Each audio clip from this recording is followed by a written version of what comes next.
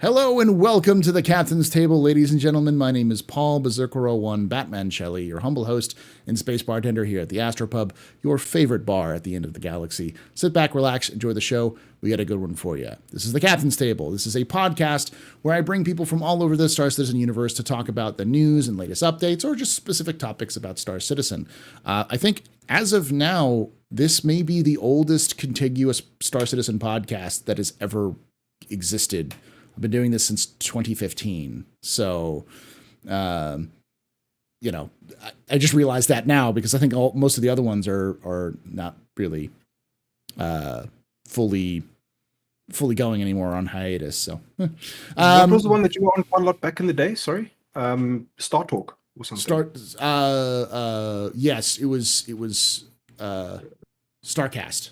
Was the original Starcast, yeah. Okay, cool. And then eventually I left to do this because Starcast got put on hiatus. So, but anyways, today we've got one new face and one old face joining us. We'll start off with the old and grizzled man with the crossbow that's hanging behind him, and it is a crossbow, right? Not a No, it's not. It's not hanging behind me. It's not hanging next to me. Okay, and it's usually hanging bow behind you, and people always ask the question. It's a longbow, you said? Compound bow. A component bow, yeah. Mr. Zark, who are you? What do you do in Star Citizen, and where can they find you?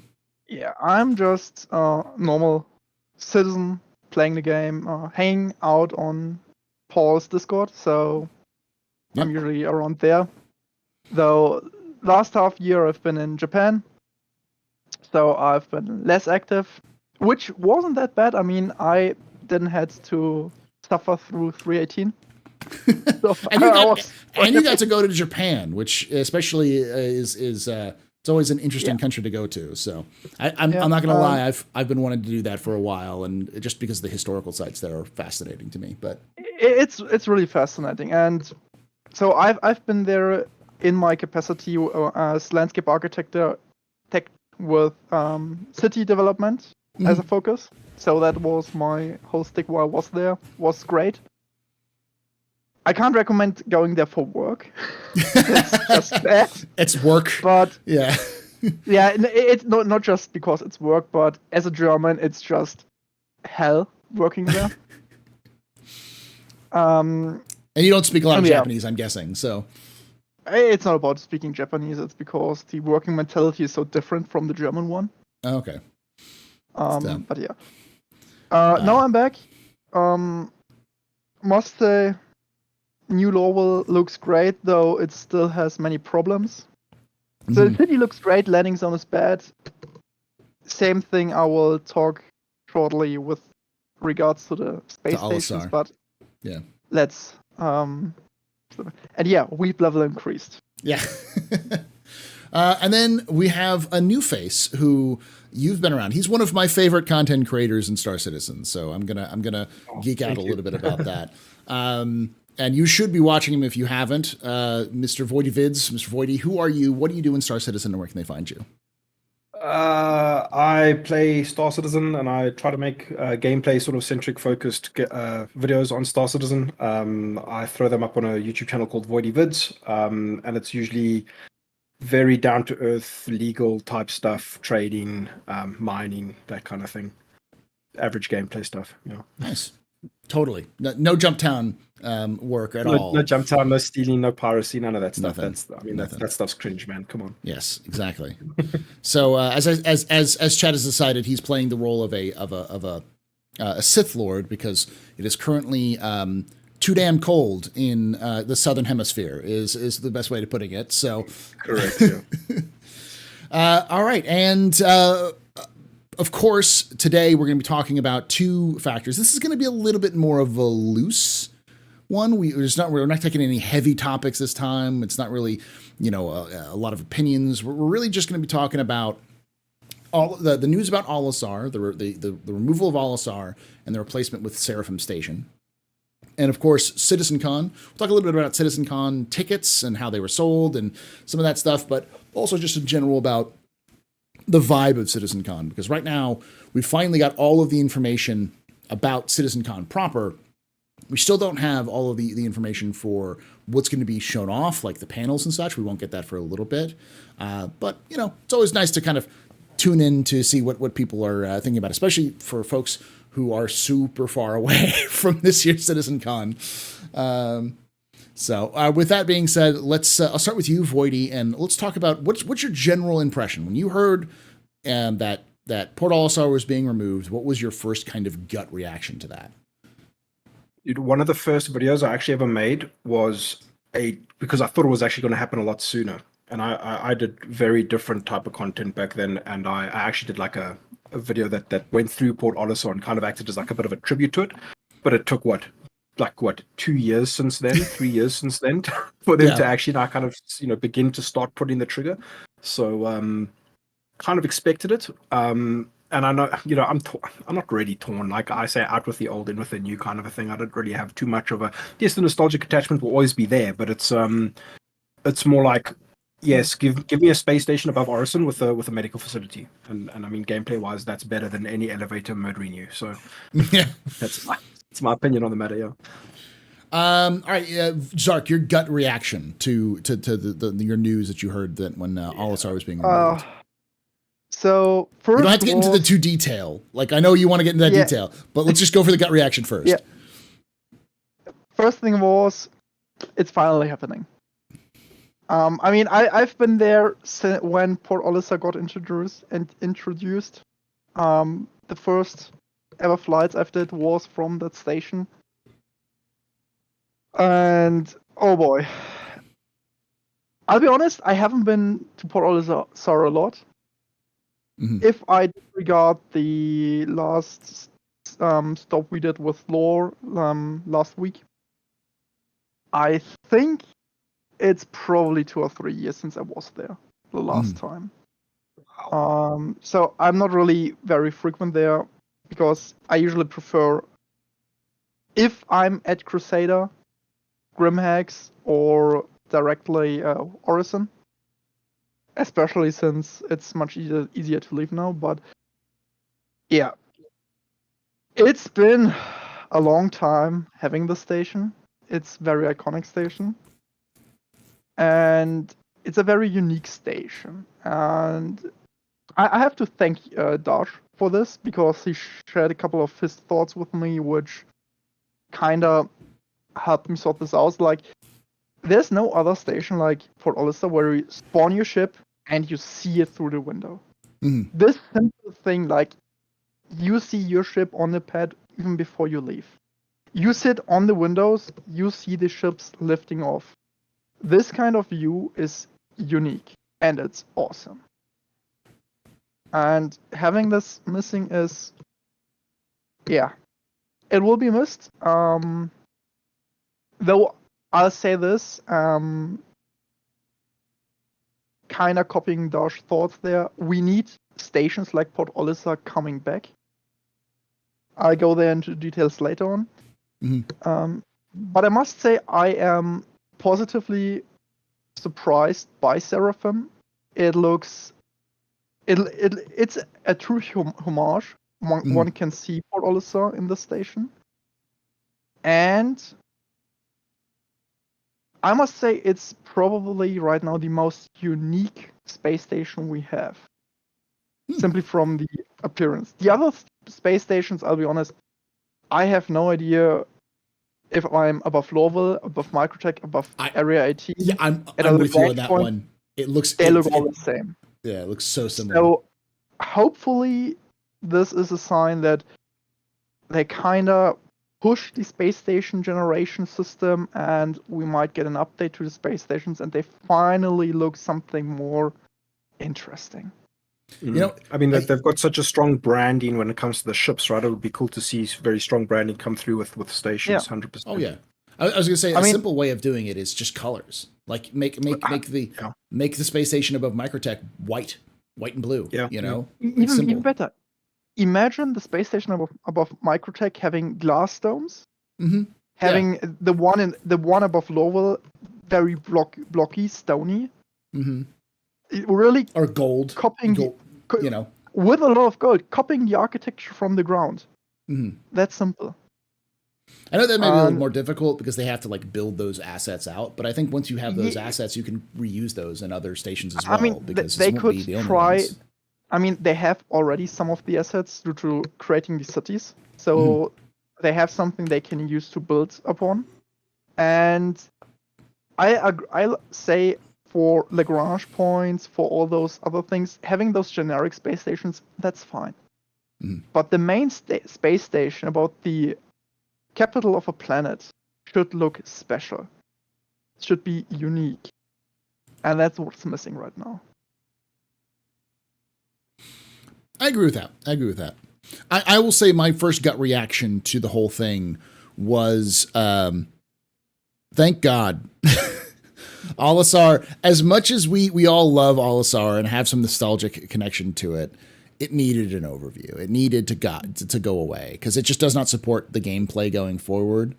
And without a complete ground up rework of all of the assets to make it work, it just wasn't really valuable. But after like going through Seraphim Station and stuff like that, the other thing I thought was they say, "Oh, we're going to remove Olisar and it'll come back at some point." I'm like, "Yeah, it'll come back in 5 years." Like, I don't like it's gone, y'all. It's not coming back. I don't think in anytime soon. I'm jumping onto Jared's theory there. It's not a conspiracy theory; it's a theory. It's a theory. The deep state behind Stanton wants to crash Port Olisar into one of Crusader's platforms to rile up the population to attack Xeno threats and the Ninetales. There we go. That's we can decide if this conspiracy will work or not. Zark is just asking questions, y'all. He's just asking questions. Okay. We all know that Crusader can't melt steel beams, so it's colony drop is an inside job. Hashtag. But I will say that overall, I'll be sad to see Port Olisar go, but I don't think people have as much connection to it as CIG thinks. I think because the one thing I saw from most reactions was, thank God I'm not going to get pad rammed anymore. Yeah. I mean, that's the biggest thing, right? Is like literal gameplay implication of like pad ramming and stuff. But I think, for myself, and I think in many early backers, I always remember one of the first times I was ever managed to log into the early 3.0 sort of builds of the game. Once, Olisar and Crusader kind of went live. And what Zark said earlier, like, one of my first experiences was literally walking out, and I mean, I'm running the game on like a 5070 Asus card, dude, and I mean, I'm chugging along at like less than negative frames per second, but I managed to catch a constellation. A constellation taking off through the window, like as I made my way through and dude, that was magical, dude. That was, and I think many people have this. So what you say is true, right? It does have that sense of like nostalgia and like epicness to it because you feel more grounded. And I mean, the early gameplay things of like, remember, I think it was Nyx when they had like the freelancer and the dude was going up the elevator, and Chris made a huge point of saying like, look, we're in the station, he's out the station, that's a player kind of thing. You don't really get that sense of you don't get to experience that very often in the game because a lot of the landing zones they're often out in random places. You don't see that at Lawful very often. You don't see that at Microtech or whatever very often because of the way these things are designed, which kind of makes sense, but it is don't really get to experience it that often. So yeah, I think it has a special place in everybody's hearts. But dude, we got to move forward, man. Yeah, got to move forward. Now I'll start with you for this question, Zark.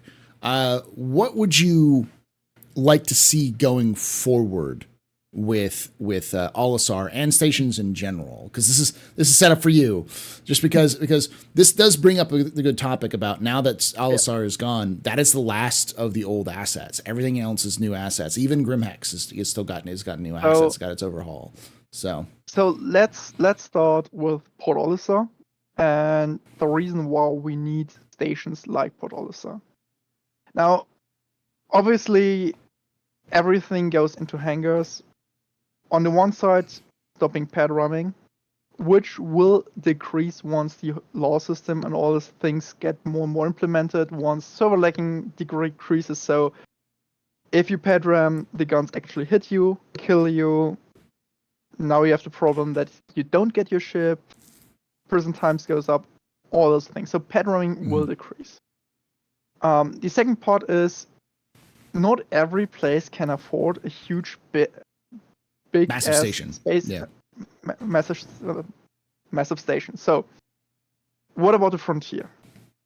What about no man's land? Yeah, like literally Crusader L4 or something where there's nothing, but it's a Lagrange point. What do you put there? So, like, and space stations like Port Olisar or the baseball station, you know, those truck stops that are just there to get in, get something to eat, maybe get some fuel, and be back on your way. That's it. It's not there to massively equip yourself. It's not there to have medical. It's just there. You go here, you find transportation, you find maybe some guy helping you with the turret, whatever. Those little truck stations, we need those. So stations like Port Olisar need to come back. The second thing is, and one of the great things about Port Olisar is that the interior actually made sense compared to the newer ones. You wake up in your hab, you go down, you have your ASOP terminals, and you have 4 corners with 4 shops where you find everything you need as a spacefaring guy. You walk out and you fly away. And the places did not seem too small because there were 4 hab modules and you were in one of them. Mm-hmm. These stations now, they are just too big, too spindly, too whatever for what's inside. And the inside does not make any sense. You have your hub. You come down your hub. You're in some sort of lobby, whatever. Mm-hmm. And then you can head for the ASOP terminal. So the thing is, if we put it into perspective, it's kind of like you leave your apartment and right in front of you is the airport security. Mm-hmm. And on the left of you is the elevator heading for the shopping mall. Center. Yeah, doesn't really make sense. And the same is true for the landing zones themselves. So ever since Lorville came into the game, I got to focus myself on landscape architecture. So first time I saw Lorville, it was like, cool, that landing zone is great. Nowadays I look at that place and I'm just horrified. So, you're talking about like the layout of the actual landing zone, not the it's the landing zone. It's the landing zone. The city itself looks great, but just on a tangent of Lorville, the landing zone. First, the placement of the landing zone does not make any sense. This is the low-level scum-based landing zone. We have pretty much a kingdom, and we have the castle with the huge main building. So everything that's close to the castle should be the noblest area. There should be the royal guard. There should be the noble people, the dukes, whatever. The fancy market should be there. You know, like right in there, right in front of this building is the scum area where you spawn in like the ghetto of the city, where like the lowest of the lowest people walk around, do their stuff. Doesn't make any sense. And then you have the layout itself. So you go out of your hub, and then you have 5 different directions that don't make any sense. They don't work with each other. There's no flow. And the same thing is true for the space stations. So usually what should be done is you have the hub area. You leave the hub area, you should be in the gallery area. The whole living room of the space station, where you have your food, you have your weapons shop, your gear shop, your armor shop, all those things. Side note, why the fuck do space stations either have an armor shop or a weapon shop? Why not both? Space stations, this artificial scarcity and spreading does not make any sense. It's the next part. But simply on the layout of the space stations, you have a living area. That's the hub area where people go sleeping. There should be some sort of recreational area where people can eat. From this, you should have the main living area of the space station. That's where people gather, where people buy stuff, where people that come in do their business. Well, when you leave or when you go out of your hub, you can do your business. So, like, I'm going to pause you for a moment. Which I think what you're describing is what they kind of been working on with the interior building systems, because they talked a little bit about how you have the residential areas, and then at the bottom they have like the shopping areas where you walk through the shopping areas. That's kind of the way. So, and the thing is, you would have to spread out the distance from where you stand up in your bed to the ASOP terminal. And you have to organically have, okay, you go to the main area, and the main area right now is this foyer ASOP terminal part, and this does not make any sense. This has to be the gallery area. And this gallery area has to grow a lot. And from this gallery area, then you can go, there's the cargo area. There's the medical area, this kind. And only when this flow works, then the stations feel right. And that's the next part where we are on the whole interior building or underground facilities. The stations are so huge, but they are empty. They are boring. They have nothing. People only use the station because it's faster to go to the station and fly away than it's from the landing zone to fly away. And the problem both parts have, landing zone and station, there's no reason to be there. Yeah. There's no reason there. And only when they start putting in like the skyscrapers. Let's not talk about, I mean, we have the indication that we might even have streets in cities. But skyscrapers or true interior inside the space station, so you can actually have complete game loops within one city or within one space station. Only then will they have actually purpose. Because right now, they don't serve any real purpose gameplay wise. They're nice to unload and offload cargo, okay, but if we're honest, we could use a station half that size that only does cargo. Would be fine. But that's the whole point. It's like there's the structure missing for the space station. The space stations aren't, and landing zones are not designed with people living there in mind. Yeah. And that is obvious. If you go there, no one would live in such a place. Not because it's bad. To be honest, I do like, for example, I love how the spaceport in Lowell is right in the middle. Something that would be unthinkable in today's, for us on Earth. Putting a spaceport right in the middle of a city. No one would do this. It's like insanity. But it's perfect for Lowell. It's perfect for Lowell because Lowell does not care about its pollution. It's loud. No, the spaceport is the heart of Hurston Dynamics. And the symbol of Hurston Dynamics is the tower. And those two together symbolize all the power. So having the tower being able to be seen from everywhere and having the spaceport right in the middle of the city, that's huge. That's a great design choice. Because that's how you project, that's my city, that's Hurston Dynamics city. But everything about the landing zone does not make any sense. I'm gonna like kind of jump on this, and we'll get to Voidy, your thoughts on that, and then kind of your own thoughts. Is this where? But I like that idea, and the way that you described it, and I saw some people in chat being like, "This is a video game, bro." It's like, but form follows function, and function can follow form.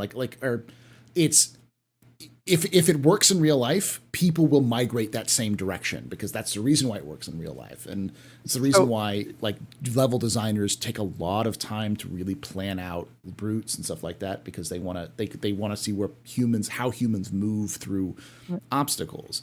And if you want to make a station like a race, like it is, it's currently like a maze, it makes it pointless and makes it just full a lot of empty areas that don't have a lot of purpose. But what I'm saying is I agree with that kind of idea. Yeah. Go ahead. Just going on this, it's a video game. Yeah. The reason we do things in real life. So city building usually divides things into sections depending on their purpose, like private areas, semi-public areas, public areas. You take into account what's the infrastructure. Do you have doctors? Do you have medical infrastructure, schools? What kind of shops do you have, and so on. And gameplay-wise, this would translate in you wake up in your station, and on the way to your spaceship, you come across weapon shop, medic shop, armor shop, everything you need to start. There would be at the end would be probably at the beginning, if we make it a bit more gamify. You wake up, you come across a blackboard. That's where you pick up your mission. Then you come across armor shop, weapon shop, miscellaneous shop like multi-tools and so on. So you can take your mission, you can take whatever gear you need, and then you come to your ship. And that's not there right now. And the same is true for all those landing zones. There is no way of purpose when you move them. You have always to go there. Mm-hmm. And streamlining this, putting designated areas is important, especially if we consider later on gameplay. Like, if you have to help people inside a space station, where are those people? They will be in the semi-public or in the private part of the city, of the space station. If we work with weapon restrictions, where can you carry a weapon?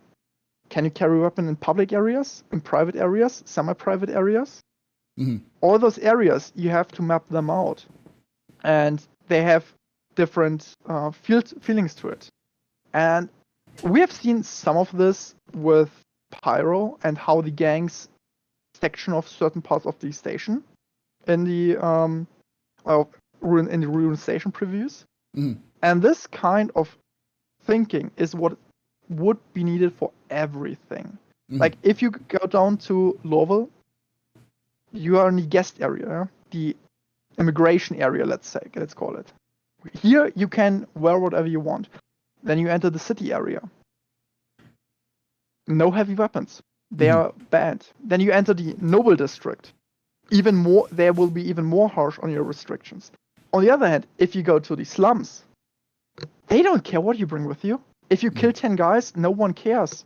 I mean, maybe the workforce gets a bit dented, but if you kill the sick and elderly, person will say, okay, good job, we don't have to pay them anymore.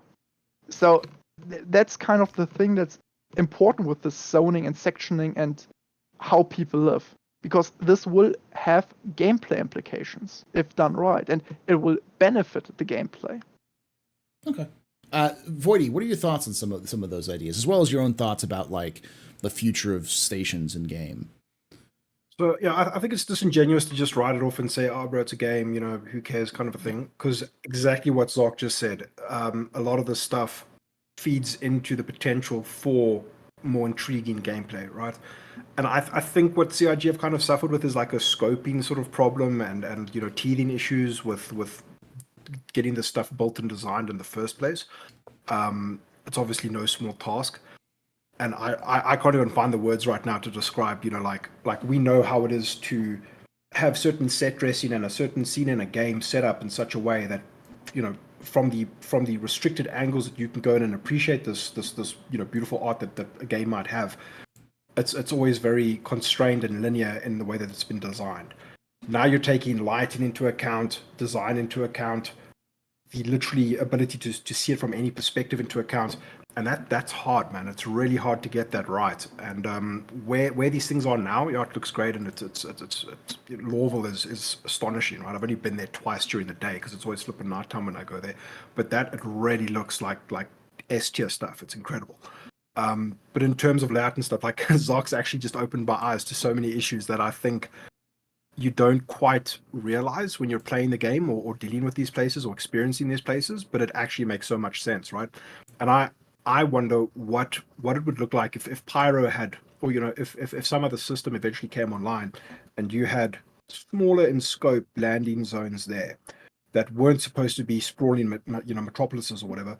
what would they then be able to achieve if they could hone in on all the stuff and design it in a less vast way, right? And I think that would be, then you'd probably see a lot of the stuff come online, right? Like what makes sense in real life? How would we, kind of like, when are we going to get a landing zone that has no armistice or is more like a grim hex on ground? What would this kind of look like? Are we going to have these like GTA Online type spaces where it's just absolute mayhem? But then you've got like certain districts that are like, nope, sorry, no weapons in this zone instead of an imaginary armistice kind of thing. So, I don't have an issue with the way things are at the moment. I'm just happy that things work and that they work sometimes. Yeah. I'm just happy that these things are online and we get to experience them. But I think those are brilliant points, and I hope to see more landing zones go in with this kind of thing, especially with all the stuff that's coming down the pipes eventually, right? With like, that little added degree of realism, because and that's the thing I'm actually most excited about is that potential gameplay that comes later, right? Like, oh no, you can't go into this zone because you're not allowed weapons, but gameplay is allowed there. So now you've got to get kind of creative, or ways to sneak in or smuggle weapons inside, and all this kind of stuff. So yeah, 100%. You can't just dismiss it and say no. It's just a game kind of a thing, because when you start thinking about things this way, it actually becomes so much more. The creative possibilities in emergent gameplay, which is why I play this game, becomes more possible. And that's the thing. That's what I see Star Citizen as. They're setting up all these pieces and all these systems so that emergent gameplay can take place more often and with meaning. And I think that's what the game is on track to do.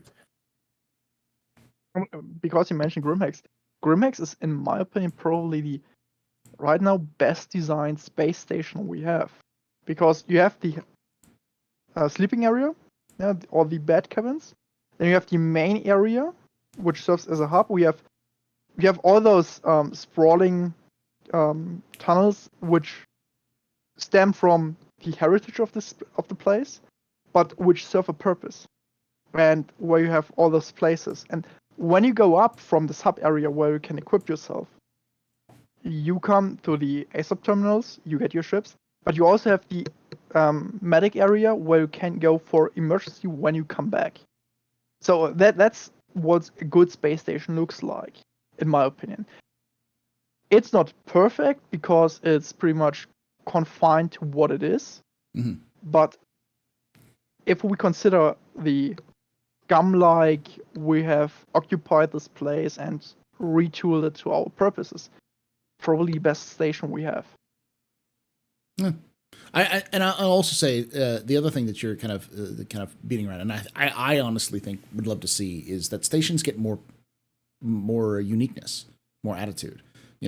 Why does Seraphim Station exist? Well, it's there to unload cargo for Crusader. Well, then it should look like a station that's dealing with heavy ship equipment, with the kind of materials that you need to unload and then transfer to Olisar. Whereas like a Microtech, it's a tech hub, so it should be very techy and very a high grade. So the shops inside of the station around Olisar or around Microtech should be something more akin to like an iPad, like an Apple store, or like much more focused on technology, selling and buying technology. Everest Tower, yeah, it's Everest Tower above Lowell, right? Yeah. Yeah, and that one should be much more like a fortress. That's the place where all those weapons go through. That should be like a fortress. That's the station that protects the heart of the Horizon Dynamics Empire. Imagine that if thing that should be a just fortress. Imagine if that place shared the visual language that you see of that massive Hurston building. Yeah. Even in the inside would be nice. So cool. And also the point of it, like that station, you would make sense to have unique shops, or just shops that are specifically like. I'll be honest, they probably should copy a Black Fortress from 40K. Yeah, that would be the perfect space station for Lowell. Something like that. Yeah. Now I get that CIG is going to have to, like, a lot of this is going to be Sauron tools. What tools that are designed to be generic, and you're going to have some generic stuff, but there's always ways that you can make these things unique for the area, while still keeping with more traditional design language for how flow of players and such. I've read a comment before in the chat that said the space station should reflect the system and the owner. So wealthy systems should have wealthy stations. And having a unique station above Lorville, Microtech, Arcorp, or Crusader, that's one thing. If we go to, let's say, Nyx, there is no unique station. That's pretty much scrabbled together. There they can make much more use of the procedural tools. If we go to Lagrange points, they don't need special places. So those can still use all those Sauron created space stations. But the important space stations that have a clear owner, someone who has a unique visual style, they have to reflect this. Yeah, I agree, especially with the port stations. That was a lot more content than I thought we were going to get out of that discussion. So thank you, Dark, for that. I hadn't realized, or maybe I'd forgotten that your profession. So that's a perfect kind of a segue, because you're probably one of the perfect people to talk about these sorts of design aspects, because you literally design these sorts of things for a living. So now, kind of a quick follow up with this, because we'll talk about the other thing, is CitizenCon. This is going to be more of kind of just your feels, because we don't have a lot of information. For those of you who don't know, there was a big brouhaha where early on they were selling a bunch of the VIP's tickets sold out instantly, like in seconds. But they were going in waves, and so each wave they had more VIP tickets, and eventually a lot of people who were trying to get them got them. Personally, I didn't, because I didn't want to do an F5 war for a ticket. I don't want to have to like fight for a privilege to spend an additional $100. We've been conditioned for this type of thing. Yeah, I don't own anything that required me to do an F5 war to win. So, like in Star Citizen, it's just not my style. Yeah, I mean, you know the meme, what company imagine their target audience looks like, and you see all those whales spending monies. I don't know what to do with my money. Yeah. And then you have what the Star Citizen community is like, I have no idea what to do with my money. Yeah. So the other thing is that there's still tickets on sale. So VIP tickets are now sold out, and there's still tickets on sale right now if you want to go. But I wanted to kind of get a quick overview, because I'm pretty sure Voidy and Zark, I'm sure neither of you are going to be going to this year's CitizenCon, because it's literally on the other side of the planet from you. So I wanted probably to. expensive. Mm-hmm. I did the math. If I would book everything, it's like 700, 800 euros going over there. So flight and ticket. Then I would have to kind of hope that a fellow citizen lets me sleep on the couch or something. But sadly, the date is just impossible for me. Yeah. How about you, Voidy? Are you going to CitizenCon? That is still very much a pipe dream of mine.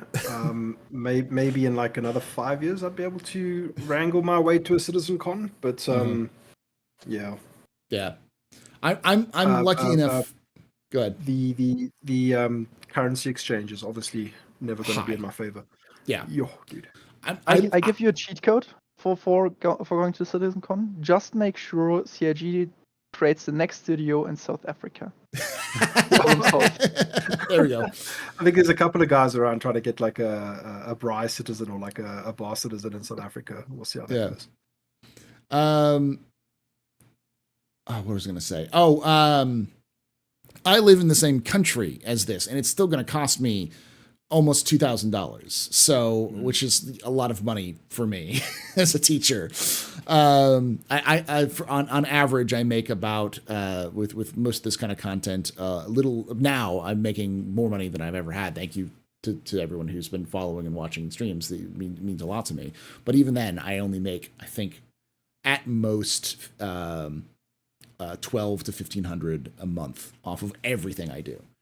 And a lot of that goes into like running, doing giveaways and paying for editors and all these other sorts of things as well. So there is some stuff. And so it's difficult to it's a difficult pill to swallow to say $2,000 for a trip to CitizenCon. But I got my ticket, so I'm definitely going to try to go. But let's just talk about in general, like what are you feeling this is going? Are you hopeful? Are you pessimistic? What would you like to see at CitizenCon? I'll start with you on this one, Voidy. While we're talking about the ticket prices, I haven't double checked, but was it like the BlizzCon sort of runs as well? And there's news about BlizzCon coming out now as well. The tickets are like $800 or something, Yeah. like the premium or top tier tickets. I mean, that's crazy. Yeah. But yeah, CitizenCon, I really enjoyed the last CitizenCon, but like I'm still in this perpetual sort of the state of shock that I always believe that when CitizenCon comes around, you know, they talk about all the pyro stuff, and then I expect gameplay or patch or something to come with it. I know that's very, you know, we know a lot more sort of detail on server meshing and actual realistic timelines and stuff like that. But man, I'm an optimist and I have high hopes. But yeah, I don't know if they could really, if they could drop. I think there was one CitizenCon in the past where they showed off a whole bunch of cool stuff. They got the community hyped. Everything was so amazing, and then they literally dropped a patch on the PTU or on live. Like literally, by the time CitizenCon had ended, you could go and play new stuff. They have to do something like that this time around. It doesn't have to be pyro. It doesn't have to be something mega, but like a really chunky, you know, big boy patch would be fantastic. At, you know, just to wrap it all off, or really, you know, send us home kind of a thing with something tangible would be fantastic. But yeah, ever since I think it was maybe 2 or 3 years ago now, it was literally like I bought in and I was like, okay, cool. By the end of this year, we're gonna have pyro. We're gonna have something. And it just never sort of happened. But since those days, you know, the last CitizenCon that was purely online and it was still mostly sort of pyro focused. I enjoyed that kind of a CitizenCon. What does it mean that the CitizenCon is live for the first time in however many years? I don't know. I don't know if that's enough to really go and say, oh, something huge is happening. It might be just for the community, for the guys who are able to be there, you know, in person. It might just be a super special occasion to touch base with the community and see people in person again and you know, do what they've always been doing for the last, you know, sort of however many years. But I have high hopes, and you know, I really just don't know. You don't know. Zark, your thoughts on CitizenCon?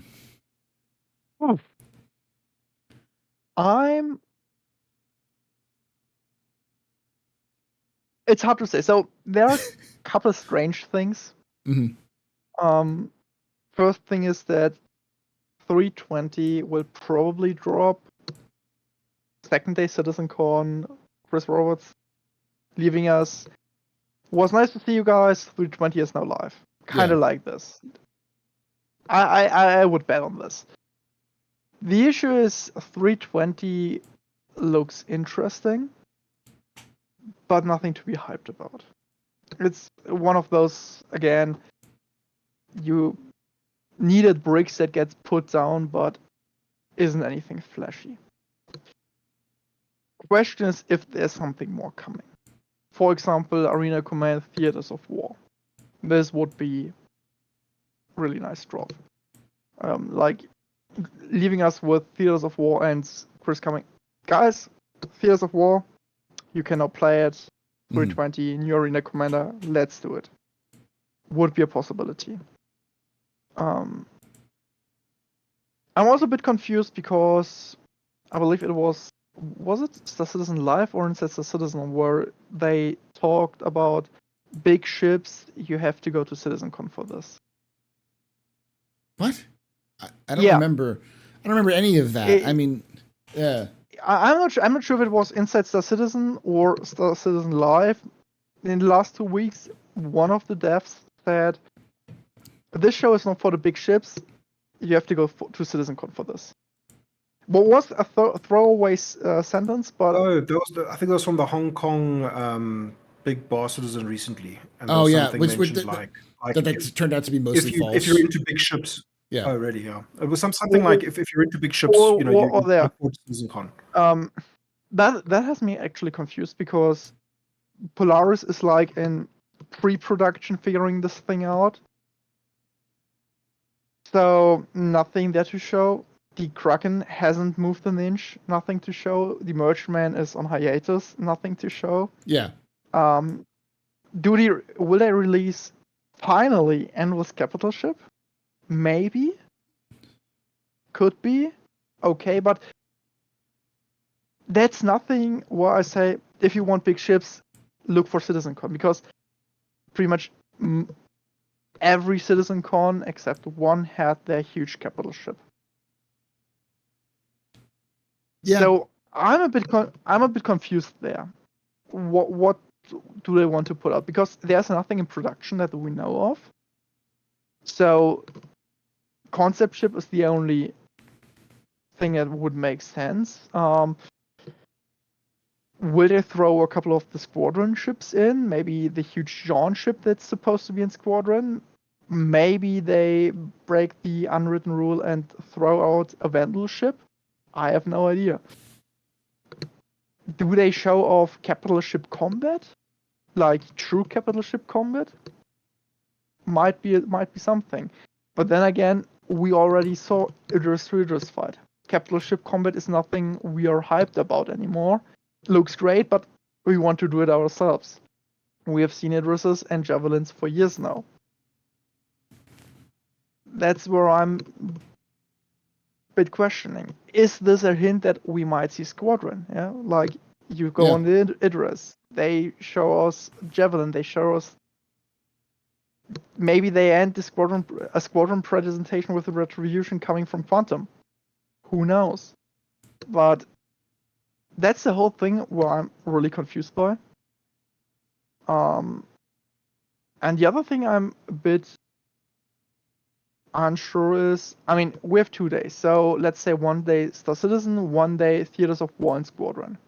Would make kind of sense, because Squadron, they won't go into details. They will, if they do a Squadron presentation, it will be a slice.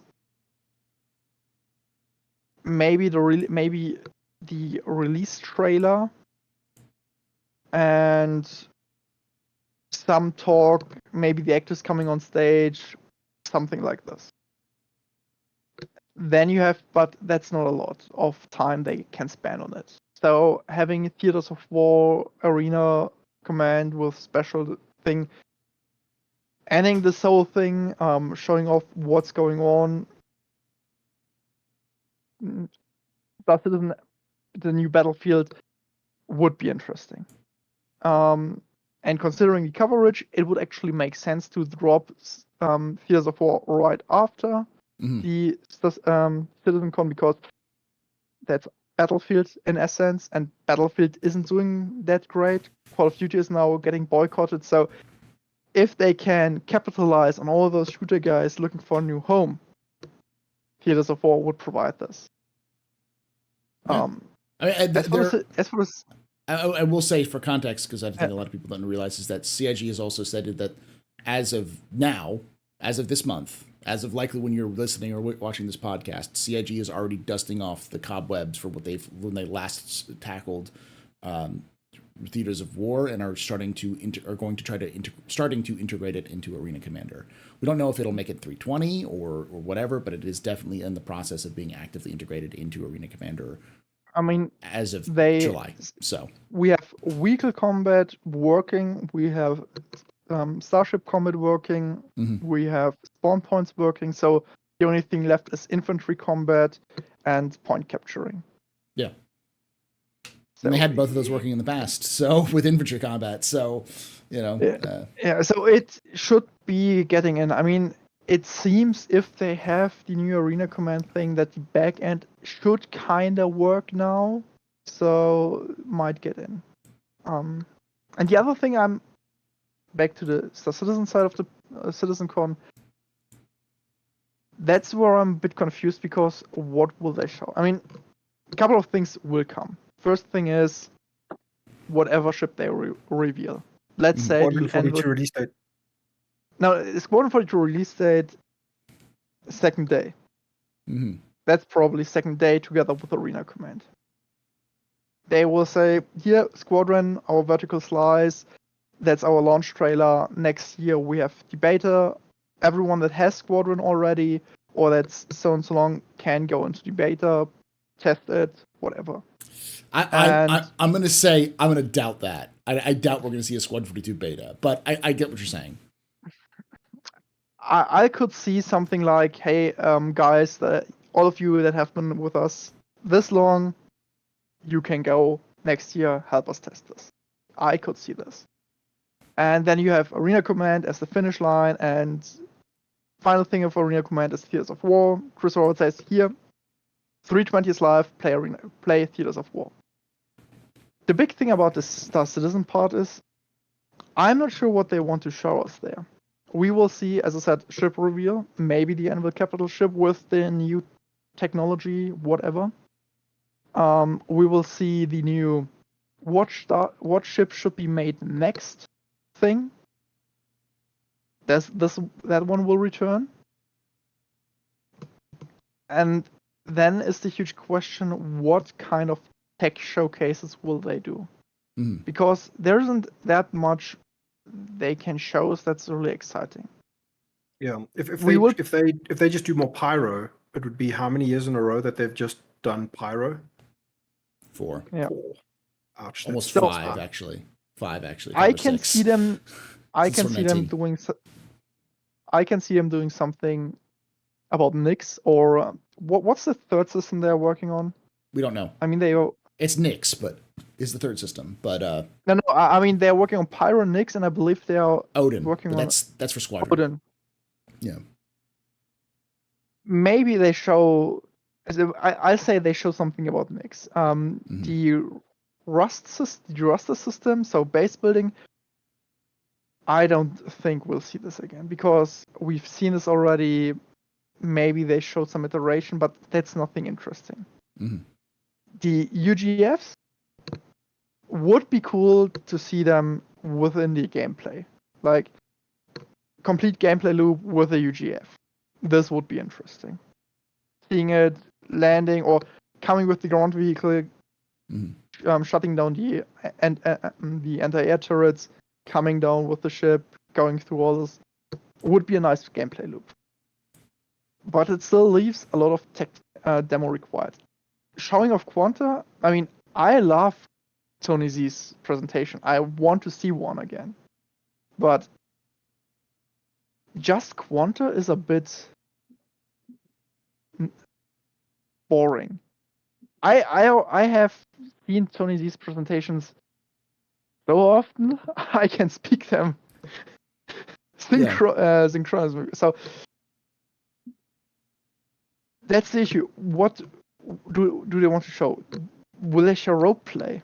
I'll tell you what they'll do. If they release and demonstrate a new star map, that would excite existing backers and future backers. Yes. Okay. I think that's almost guaranteed. New HUD. Yeah. New HUD. The new HUD with new star map. Okay. But I'm still missing. For me, the Star Citizen part, even if we include Bounty Hunting V2, like its EPOF says, it's still a bit empty. I mean, we have investigations kind of getting done, so putting this in, but again, that's something that's more working for the gameplay presentation. UGF's investigation, in my opinion, that's part of the gameplay presentation. But I'm feeling that there's still something missing in what they can show us in terms of content, in terms of development, in terms of tech demo or whatever. Something that's coming to Star Citizen. All right. I'll wrap it up with my thoughts on CitizenCon because I'm in the ambiguous category. It's one of those reasons why I was even hemming and hawing if I should actually go to CitizenCon because while it's a 2-day CitizenCon, there is no guarantee that Squadron 42 gets any limelight. It's what I hope it's going to happen. It seems like I'm reading the tea leaves. I've read the entrails. The bones are aligning. The birds flying. The birds flying in the right direction. Everything seems to be pointing in. My magic 8 ball is saying, this way. My Banu version of the magic 8 ball says stay.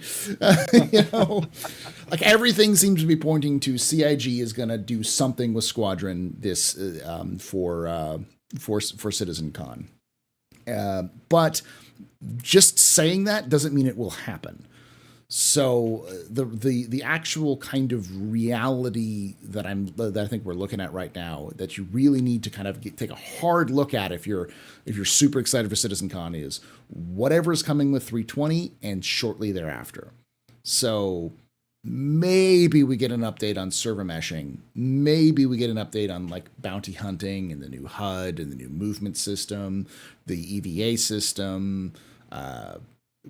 We'll get, like Theaters of War stuff, the new Arena Commander stuff, possibly the new outfits and character customizer, which is being added to Squadron 42. The stuff for Pyro, like the things they want to do for intergang warfare, an overview of Ruin Station, a good idea of what Ruin Station looks like, and maybe a full inside of Ruin Station. But I don't think we'll see a beta. In my wildest dreams, what they would do is announce Squadron 42 and then release the first mission as a vertical slice for free. That would be amazing, but I don't think that's going to happen. Yeah, because the problem is, if they just focus on Pyro, that's nothing to be excited about. Yeah, that's the problem. It's 5 years with just Pyro.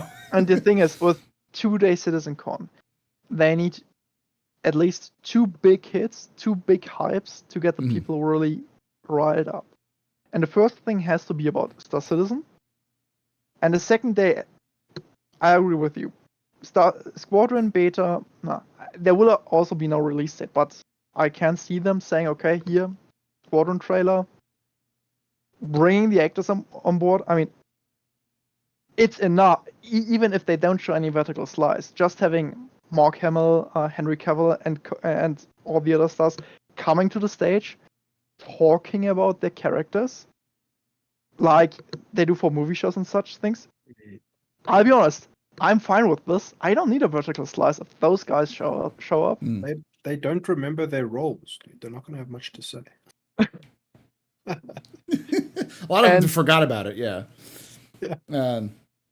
And the thing is, and then you have like, okay, next year we have Squadron in the beta, and next year CitizenCon we give you a release date, something like this. And then you finish off with Theaters of War releasing this to the public on the PU. That's kind of second day, but again, for the Citizen part, there is something missing. And I don't like that if something is missing, because every year you could see, okay, that's what they will talk about. That's kind of what they are talking about. That's the tech they are working on. That's this they are working on. This year seems predictable, boring, and predictable not enough. Yeah. So something is missing from what we can guess we will see. Yeah, I mean that's the problem. It's the 2 days thing is what throws me for a leaf for that. Sorry, go ahead. No, I'm done. What are you saying? Something? If it's enough little tangible things that kind of all come together, like a little bit of star map, a little bit of movement, parkour type, vaulting type stuff, a little bit of quantum, a little bit of everything, but just further progressed, I don't think I'd be too disappointed. I'm just hungry for content, right? I mean, yeah. Is it a good thing or a bad thing that a lot of us start to see CitizenCon as just a really big ISC? I don't know. Does the fact that this one's live make that less likely? I hope so. I wouldn't be terribly disappointed if it was a little bit of everything, but we're just going to wait and see. But I agree with Zark. There is it does feel like what is going to be the big thing, right? What's going to be the ultimate thing? In my, as I sit here right now, it has to be something Squadron related. Whether that's gameplay, playable stuff, tangible stuff, who knows? I expect a very updated modern demo at the very least, some kind of trailer, some kind of kingship versus Idris's or javelin type of thing, angle. You mentioned the retribution earlier. I think that might be enough, right? If you get to see this in action from the game, who knows? Maybe from the perspective of somebody playing it and not just trailer footage, that could be enough. Again, but who knows, man? My big issue is, as far as I understand Chris, he would like both days to end with a bang. Both days have to have a bang. And the second day, Theaters having Squadron shown, something around it, and having Theaters of War released, that's a bang. What about the Star Citizen part on the first day? That's where I'm missing the bang. And we already had the problem that the last two Citizen Cons didn't really have a bang during COVID. So I'm sure he wants to have a bang. The question is, what can they throw in that riles us up? And it's not just having an Anvil capital ship. It's not just having the new HUD shown. That's great, but that's not the bang someone like Chris wants to do when he goes up on stage. I expect maybe something with the mission, but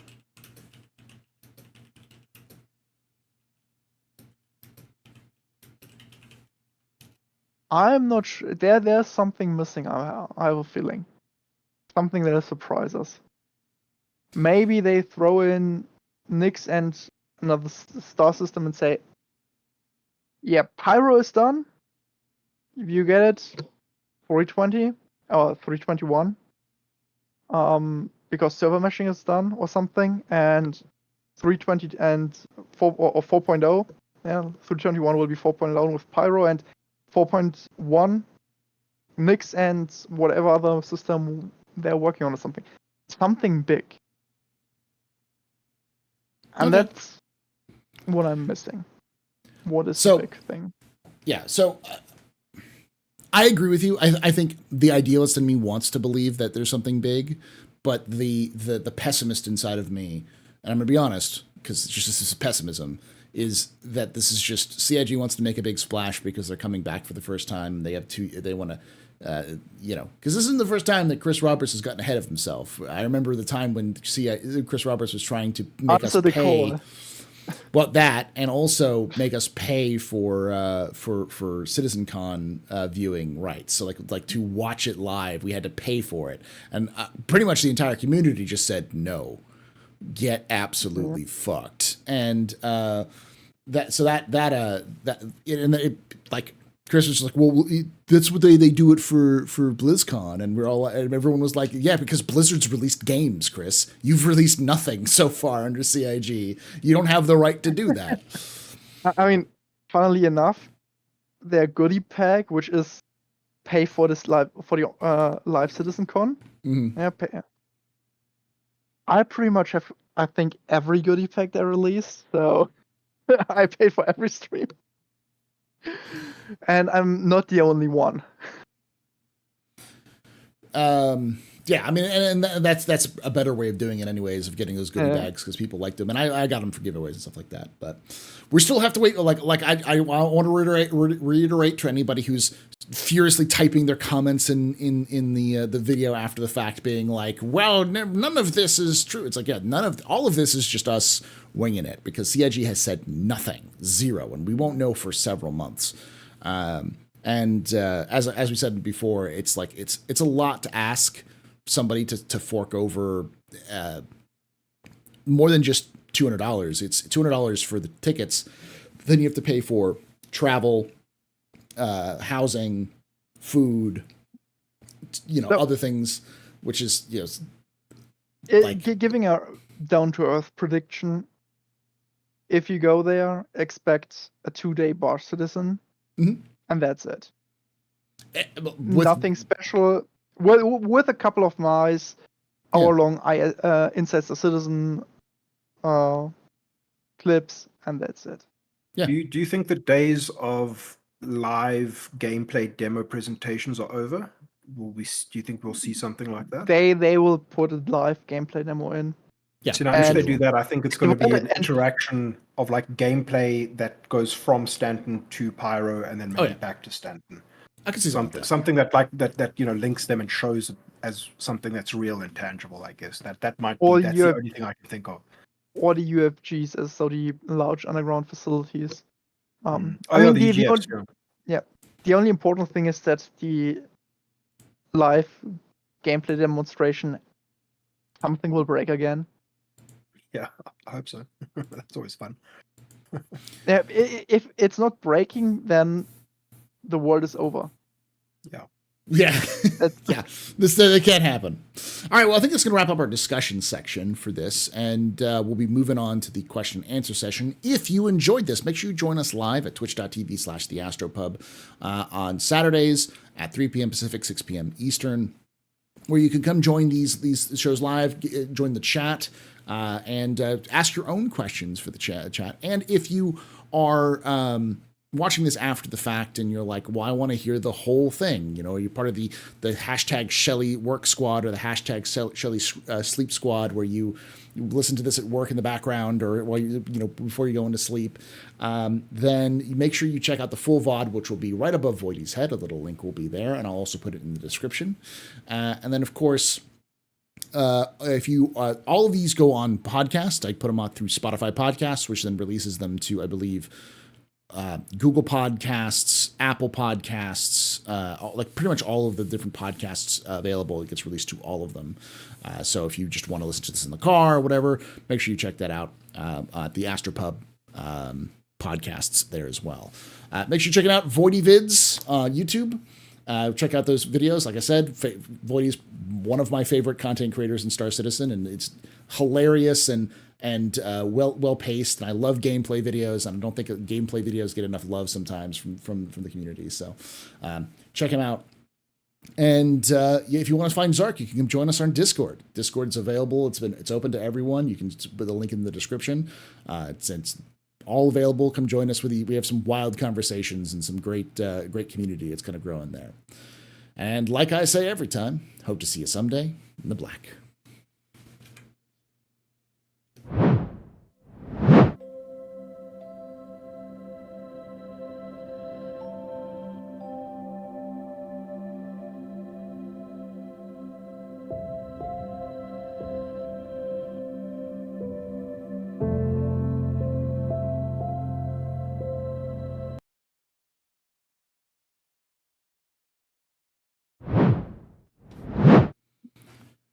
All right, so we're going to take a few minutes to go use the restroom, do other things, and then when we're done, we'll come back and just kind of roll right into the question and answers.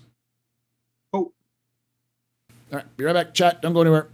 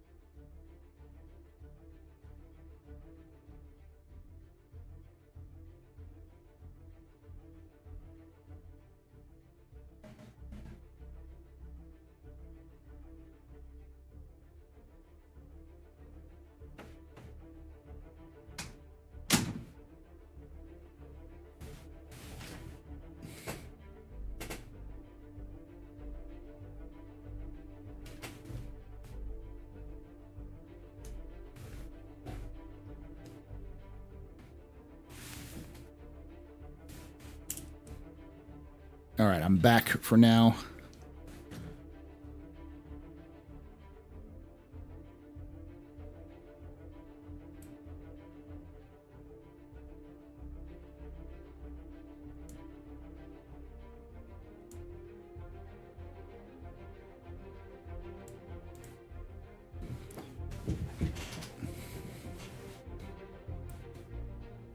I too am here. All right, so just gonna wait for Zark. Double check to see he's come back or not. No, he's not back yet. Oh, he's come back right now. So, anything special for the 4th? No, nothing here. Just kind of hanging out. I might barbecue, but welcome back. All right. So, let me do this real quick. Just roll back in. All right, now it's time for the question and answers section. If I did this right in the editing, then if you're listening to this in the podcast version, you'll be able to roll right back into this. So it'll just kind of, you'll hear the ending and then me rolling into this. So we're not quite over yet. But I'm going to be taking questions. I've been taking questions from the audience for this entire time. Got about 7 questions. So if you want to ask questions on Twitch, make sure you go into the little down below on the in the chat. There'll be a little gold coin. You click that gold coin, and then one of the options is a captain's table question. You click that, and then type your question, whatever it is, and it'll be added to the queue so I can get through and read it. All right. So, I have a question. What's that? When the Van Duel attacked the Vega system, how did they get past the armistice zone? They don't follow the rules. And armistice zone. So already around stations, armistice zones are only suggestions for ships. They don't forbid a ship for shooting, but you get criminal stat. That's true, isn't it? Now that's the case. Yeah, but what about Armitage? What about the main landing zone? I'm not sure if you can shoot your ship guns in there. I don't think you can. But I mean, CIG always stated armistice zones everywhere will disappear. Yeah, they're only in there because the crime system is still not working properly. Zark, I think Voidy was making a joke. I appreciate the candid answer, though. Yeah. All right. So the first question comes from Northern Trooper, who asks, "What is the number one thing you look forward to at CitizenCon?" I'm going to be the most cliche thing because I'm actually going to go be there in person, which is meeting the people.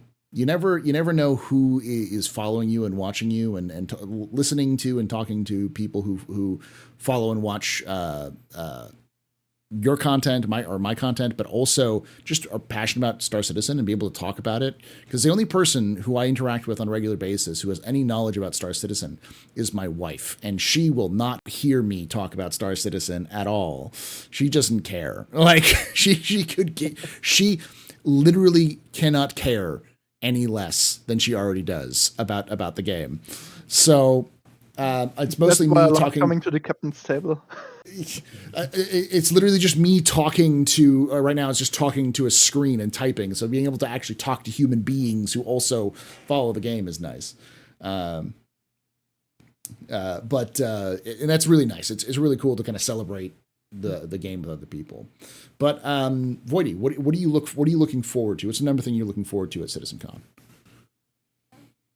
Pretty much what we've discussed a little bit earlier. Anything new, fresh, and exciting. I mean, we've kind of gone down this rabbit hole of like what could that one missing component be that isn't Pyro, that isn't just another cap ship, that isn't just stuff that we've all been highly anticipating for a very long time now. So I honestly don't know, but I would be satisfied with more sort of baseline features that would hopefully be coming online soon, at least demonstrated in some way. Like the new Moby Glass, the ship manager app, that kind of stuff. Anything really would make me very, very happy. I'm gonna watch the whole show with bated breath and either be pleasantly surprised or I'm used to disappointment, man. So it won't really faze me too much. How about you, Zark? I'll be as cliche as you. Just chilling with my friends here, watching the stream, and having a good time for 2 days. Bring out the cold beer and have fun. Awesome. Yeah, I'm hopefully playing Theaters of War on Sunday.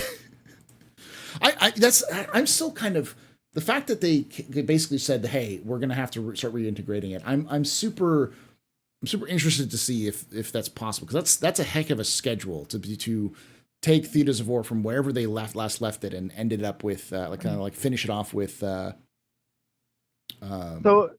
the question is release by October from January to October, July to October. The question with Theaters of War is, what do they have to reintegrate? They have FPS combat, they have vehicle combat, they have space combat figured out. So the main thing is Theaters of War, the whole stick is those 3 phases you have. Mm-hmm. So the only thing they have to integrate is those 3 phases. How can you switch from one phase to the other? They don't have to integrate any assets. They don't have to integrate any new gameplay or game mechanics. They only have to implement this phase 1, phase 2, phase 3. So I'm not sure if it's that much of a hassle or that much of a schedule. Vody, you said you wanted to change your answer. Oh no, I was saying new star map. New star map, yes. All right, next question comes from Pace Cape, who asks, has there been any talk about rewards from missions outside of AUEC money, even if we find relics and such to sell for AUEC to buy armor, weapons, ships? Yeah, there's already been some of that in game, like the Civilian Defense Force. If you do Xenothreat and you reach the highest levels of Xenothreat, you get the Xenothreat armor. And there are other things like that they've done in the past. So there's definitely something they've done and they want to do in the future. But it's not something we don't know what we have right now. The mission reward system they go for is very different from what you're used to from other MMOs. What they don't want you to do is do mission X and get the rare +2 power sword or something. Yeah. That's not what they want to do. Instead, you get a mission. At this mission, you have the opportunity to loot stuff. For example, the new mission type you want to bring in, where you can go to all those saves, take out all the items that are in there and profit off of them, have rare weapons inside there, and so on. So this is the one part. It's not that you get your special reward by going back to your quest giver. You get the special reward by doing the quest, getting inside the area, and being and paying attention to what's going on there. Yeah. Well, there's also. Go ahead. So you're gonna probably follow up with what I was gonna say. The second part of quests with a high or with a great reward are more focused on reputation. So this would be quests that give you less money but more reputation, and your reputation will gate you from most things. If you have low reputation, you won't be able to buy the best gun. If you want to have the coolest armor suit, you will probably need a lot of reputation for this. So instead of doing the gather 5 boars and then you get the helmet, you have to gather 5 boars, kill 1 Yeti, find the crab, and so on and so forth, and then you have the reputation, and then you can get the armor. That's kind of the different way. It's more the organic. I say the more the organic type. It's not just random villager X hands you something, but you help them, you get your reputation, you can buy it. Yeah, I mean, yeah. I was gonna say that's definitely the unlocking the ability. That's what I was gonna say. Unlocking the ability to buy it as well. So, all right, let's move on to the next question, and I'll start with you, Voidy. Unless you have something to say, Voidy.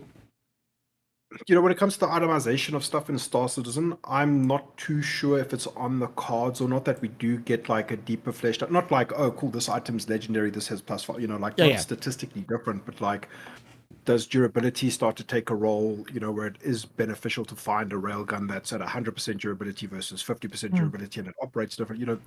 Will we eventually get to that kind of level? Because I'm really scratching my head and wondering, how do they make itemization worthwhile, right? Like Zark just described, going through a series of steps or some kind of reputation grind, even though I absolutely hate grinds in games, and I hope to never see a proper grind in Star Citizen, like a laid out track of saying, cool, you start here, you end up here, you get this. What's, is it just skinned differently, or will it have some kind of like meaningful difference to the way it works or operates, or, defense or something like that, right? Or is it going to be all sort of like based on a triangle of like, cool, you get stuff that operates well in this system here because it has, like pyro sends the flare, and it's all, the electromagnetic stuff or whatever. Maybe certain gear or shields or something can be better there, more sort of situational type stuff, like what does that future look like in terms of itemization? I don't know how much concrete evidence we have for that kind of stuff, but I think they need to do something to make loot more interesting, right? Yeah. I can see in the short term, it's like, cool, get your rep up with Grimhex. Now you can buy railguns, right? Yeah. Something like that. But who knows? So two things was first, the great thing about the Citizen is that you don't actually have to grind per se. Exactly. Because the way you play is mirrored by your reputation. If you play lawful, you get lawful reputation. If you like certain types of mission, you get a reputation for this. If you like working around a certain planet, you get a reputation for this. On the topic of special gear, special items, as I mentioned right in the beginning, pre the Captain's Table, I have a couple of notes for my thorough design system for FPS weapons, and the big thing that's in there is right now we have weapons for just random reasons inside loot crates and not inside shops. It doesn't make any sense to have the P6 inside a loot crate but not inside a shop. To change this, they would need the ability to give weapons certain parameters. We're going into the tuning system. There's a whole tuning system supposed to come for FPS weapons and all those things. And being able to tune things and being able to tune things permanently would allow them to, for example, give you the Outlaw P6LR, which has a special silencer, a special visor, maybe a special magazine type, and you can't remove them. And this weapon in and on itself, you cannot build yourself, except you have all the reputation with your Outlaw gang, so you can take their visor and their silencer and put them on the gun.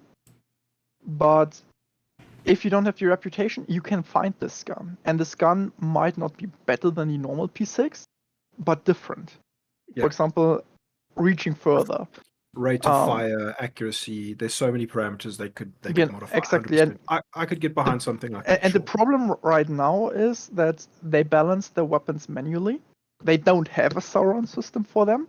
Mm-hmm. There's no ring to rule them, and that's why it's pretty much impossible for them to tune a weapon in a way that it's special. Sadly, but that's right now the.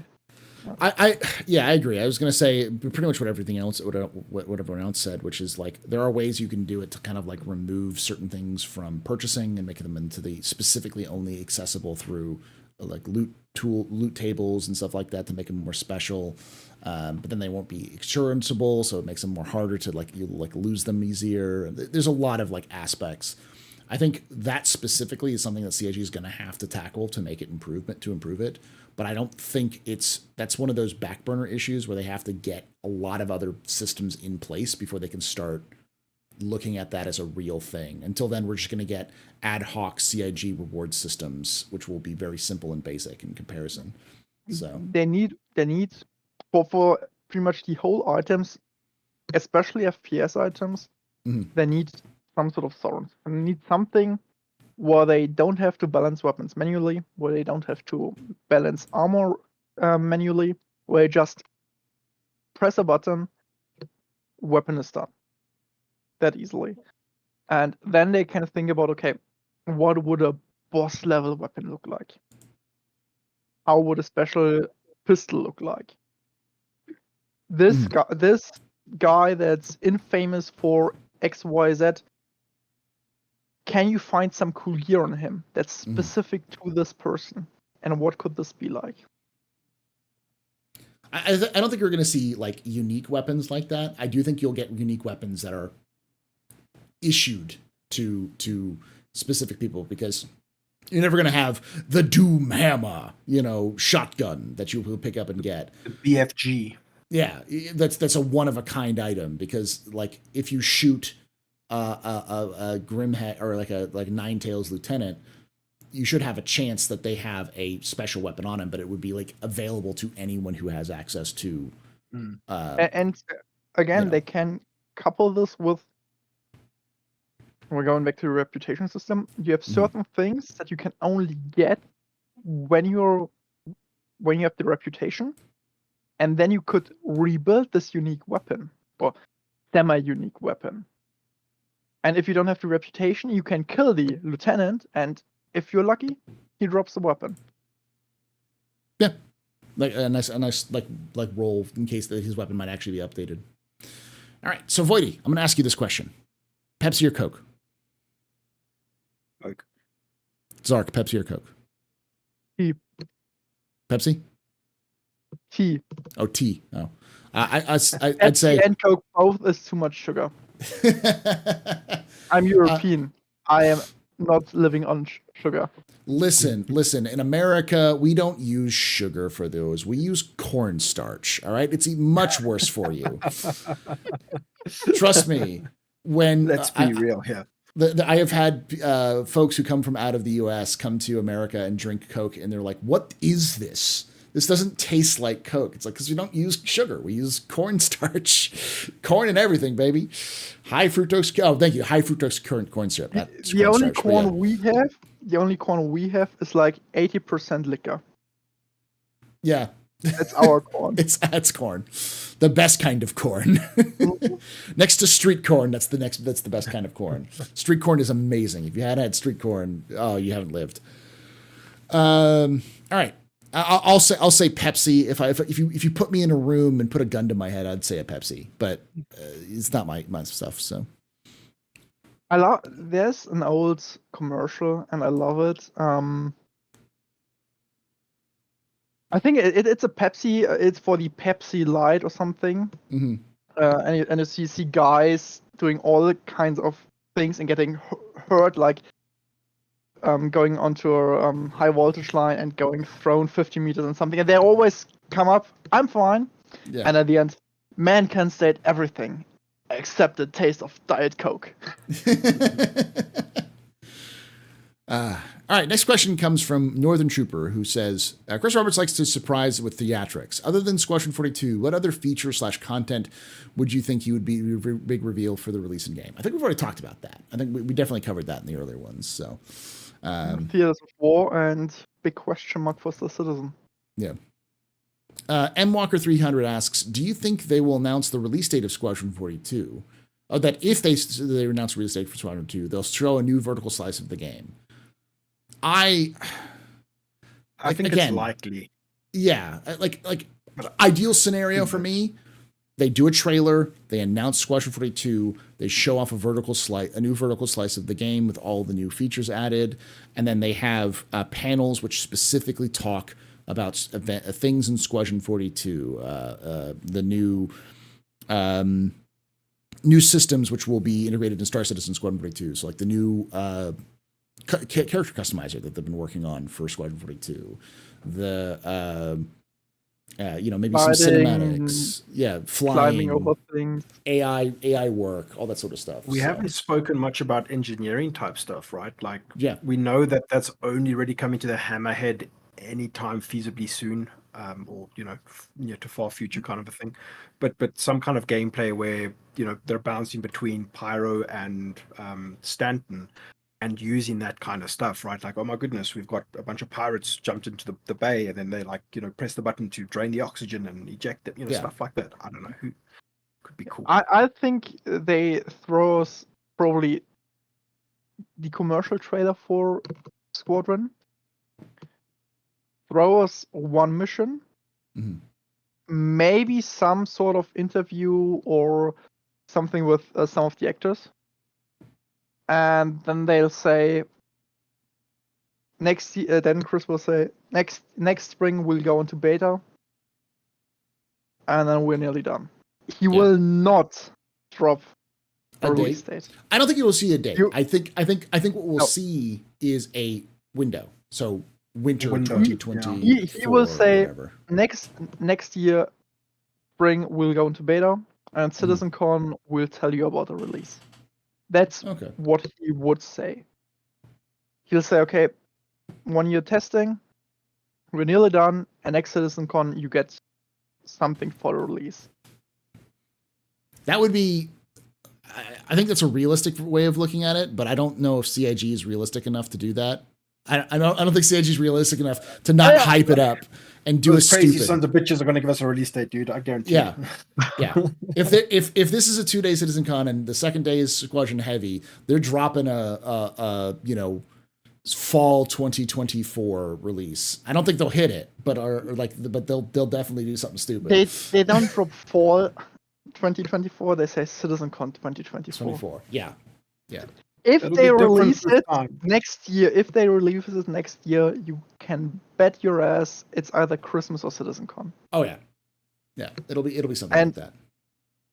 Chris will go CitizenCon. He will stand there on the stage and say, "Yeah, that's the first official copy of Squadron 42," and throw it in the crowd. Yeah, that's what he'll do. Yeah, that'd be amazing. Speaking on that as well, Trouble Magnet asks, do you think VIP tickets might include a demo level of Squadron 42? Possibly. I mean, like that's so, as Chad has said, copium. That's so. It's not really copium. It's more hopium. But that's also so CIG to do. That would be such a CIG thing to do. Yeah. I could see the VIP ticket holders getting to play Theaters of War early. Like 2 hours early before it goes to the PU. Yeah, as Chad is saying, you need to have the hopium, because you can't have copium until after you've run out of hopium. You got to cope with bad things that are happening, not what you are hoping in the future. But I every year since 2018, CIG has done some big demo. In 2018, they did the new, the now old but new flight mechanic updates, where they had everything ported into Arena Commander and had a line. And we get another flight mechanic update. And then we also saw the 2019 was the Theaters of War demo that you could play. So I'm sure if they have a Squadron 42 vertical slice that's playable, they'll probably let everyone play it, but there'll probably be a special line for VIPs to play it. So how many flight mechanic updates did we have? I've lost count. It's dozens. It's not 100. Yeah. And second question, how many VIP tickets are there? I don't know. I don't think we had a full understanding of it. Do we have some sort of count if it's 100 or something? I imagine it's like less than 100. It can't be more than 100 because they have building codes. Okay. Then for all those VIP guys, I'm throwing you hopium. One part of the gameplay demo might be capital ship battle, and all the VIP holders get split into 2 teams, and man capital ship each. Yeah, I can see that. That's your hopium. All right. Next question comes from Monster Avi, who asks, seems log-ons and questionable given the opinions at Bar Citizen comments, but thoughts on maybe getting a reconcept date update on the Pioneer, or maybe land claims player hangars? Or do you think LRG, no large capital ships this year? I think the large ship we're getting is this whole sea. I don't think we're going to see a large capital ship this year. Do y'all think we're going to see a large capital ship released this year? Released not. So, flight ready, no. Concept sale, probably. I mean, that's my hopium, the annual capital ship. Yeah. I'm hoping for this thing since 2 years ago. And they've teased it enough on the launch week. So there might be good chance, considering that there's something about big ships coming according to the whatever the dev said. I could see annual capital ship. Furthermore, we are still missing one large ship that still has to be released. The RSI mining ship. That's true. The large one. The large one. Because Orion. every ship that Not the Orion, the large one. The Orion's the capital one. They're the one they voted on last year. Yeah. Yeah. So because every ship that got voted for, at least 50% of this had been released until the next CitizenCon. This means they have 3 months to throw out the mining ship of RSI, or they have to throw it into during CitizenCon. And I can see them giving us both, like cap ship from Anvil, RSI ship, and we have the small alien ship as well, the Sulen. Sulen is, I believe it is. Yeah. The Sulian, the one that was in the leaks. So potentially 3 ships that can be released. Pioneer, we will not see anything about the Pioneer because there was some talk on the Bar Citizen in Hong Kong. Yeah, the Q&A. Yeah. What I said, it's more like Fallout 4 and something. The issue I take with this is that we already know how probably base building will look like for us, and it's a modified version of the raster system. That's how they build all the homesteads, and that's and that kind of tool is what we will get in some form or another. This means that they will have to redesign the Pioneer around the system. And I've seen some people having having copium. That's not even hopium. Having copium that with Nyx, base building will come in because they have homesteads there. Guys, everything base building, 5 years. Yeah, we're a long way. We're a long way. It's 5 years away. For perspective, next year we will get Pyro. End of next year, early 2025, we will get Nyx. 3 years after Nyx, we might get base building in some sort of, or in some way or another. But that's the earliest, because for base building we need better law. We need a better law system. The whole criminal stat reputation system needs to be reworked. The 5-star GTA system does not work. Just example, you build your base right now, have a turret, someone flies close by, gets shot down because trespassing, and that's what your turret is designed to do. You still get crime set for killing an innocent person, so now you're all of a sudden 5-star within some event, some mission, guards turn around, kill you because you're in a bunker. Yeah. So base building 5 years. I could see them talking about how the Pioneer will function. I could see a panel on the Pioneer in the sense of like what they're planning to do, but I doubt we're going to see like a huge update. It'll be mostly of how the hell are we going to have base building work? And I think that'll probably be, if we get anything about it, it'll be about that because Chris is really into that and really wants to have that happen. So, but I agree. I don't think we're seeing some new times. All right. Are we gonna have a memorial for PO? I don't know. No one knows what PO is going to happen. We just know that it's not coming in 320. Voidy, do you have any idea? I mean, if it got attacked or if they had some kind of event surrounding it, I could see that happening. But they definitely did say it was going to take place quite a while after we get Seraphim. So who knows, man? It's anybody's guess. But between it, plummeting into Crusader or getting attacked, or some kind of send off, I think is obviously highly likely, if not already confirmed.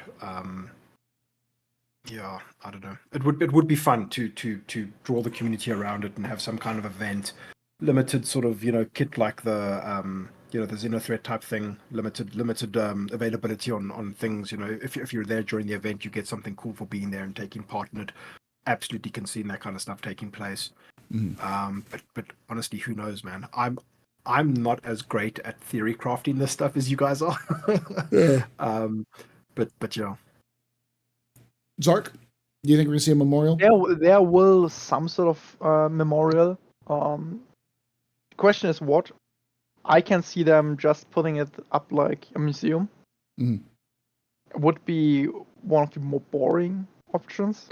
I can see them, the deep state, crushing Paul Olisar into a platform on Orison, and we get an investigation type campaign that uncovers a huge conspiracy throughout Stanton, and where you can we can choose to root them up or join them, and this will shape, kind of thing. And this will shape the narrative of Star Citizen going forward. It can be the Vandals attacking. I mean, we had some cool trailers for Vandals attacking Paul Olisar. Could be like this. So the options are there. I just hope it goes with a bang. Yeah. That's all I hope for. Yeah, and not just Benny Henge 2.0, Port Olisar is now just somewhere on the map and you can go and find it kind of a thing. Yeah. Yeah, I agree. And I think the way that they're going to do it is they're going to remove it entirely from 320 and then they'll put it back in at some point. But, I mean, just like Nyx or Delamar, there's no time. We don't know when and they'll put it back in. So, yeah. The thing is, every really cool send-off would require, in my opinion, some more systems to run smoothly. And once they get in, we see the send-off of Paul Olisar. I'd love to see that.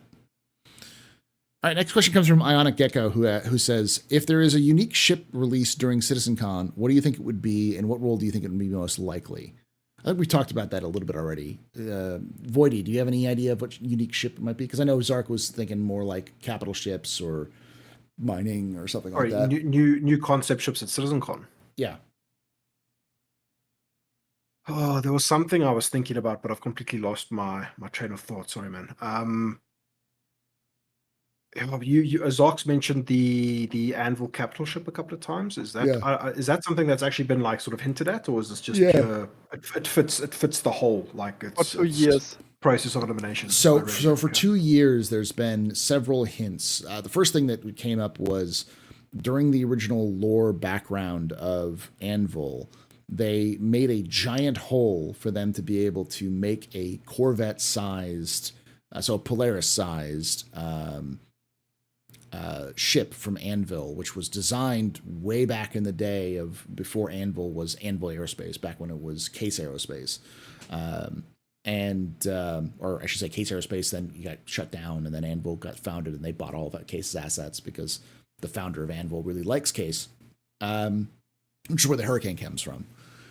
But, so that was there. And then there's been these constant discussions, like broadcasts every single Invictus. There's been an announcer on the Invictus, an announcer saying, Anvil Aerospace is working with UEE scientists at MacArthur to work on the next generation technologies. And it's like MacArthur is like the place where they build all of the big ships. It's where the Retribution was built. It's where all the Bengals are built, or most of the Bengals are built. It's where you build ginormous ships. It's where the Carrack was tested. That's why you go when you mean business. You're building something significant. And so it's one of those things where like there's been a telegraph of there's a combat capital ship made by Anvil that is somewhere in the planning stages or somewhere in the concept ideas, or maybe even just like a back in the napkin somewhere that they have yet to drop. But and in terms of like, and the interesting thing is that while Anvil has this name for guns, if you take a look at the ships, Anvil is actually right now very focused on supporting stuff. The Carrack Crucible, the Liberator, the Terrapin, the boarding ship, the Valkyrie, that's all supporting ships. So they have actually quite a huge variety what they can do with a capital size-ish ship. The big question / problem is CRG will not want to do another Idris, another Javelin, and I'm pretty sure they don't want to do another Kraken because too many people, too much stuff, designing great gameplay around this is hard. So they stick more to corvette size, so Polaris, roughly, maybe Merchantman size. And the interesting thing again is Anvil has a wide variety of ship types they can do for a military type capital ship. That's why that's very, for me personally, very interesting, especially with the new technology, next generation type message. What could this be? Because no one knows. Yeah. As far as ships that I would like to see, how far away is the Legionnaire? That's a Very good far away. question. I mean, basically the Legionnaire was waiting. One of the big holdups for the Legionnaire is boarding, obviously because it's a boarding ship, but it's also its thrusters. So the same thruster tech that's in the Fury is the thruster tech that they were developing specifically for Xi'an ships and for the Legionnaire, because it's got to be able to have engines that can stop on a dime. So they've kind of worked that out with the Fury. So that's one of the major tech hurdles done. And now the next is just docking, which they already you need have. hacking. And hacking. You need ship-to-ship hacking. Yeah. So E-warfare top stuff, yeah. Yeah. So we're probably not going to see it this year, but we're getting closer to that because all those things have been in some stages of being worked on, not worked on over the last year. So, all right. Next question.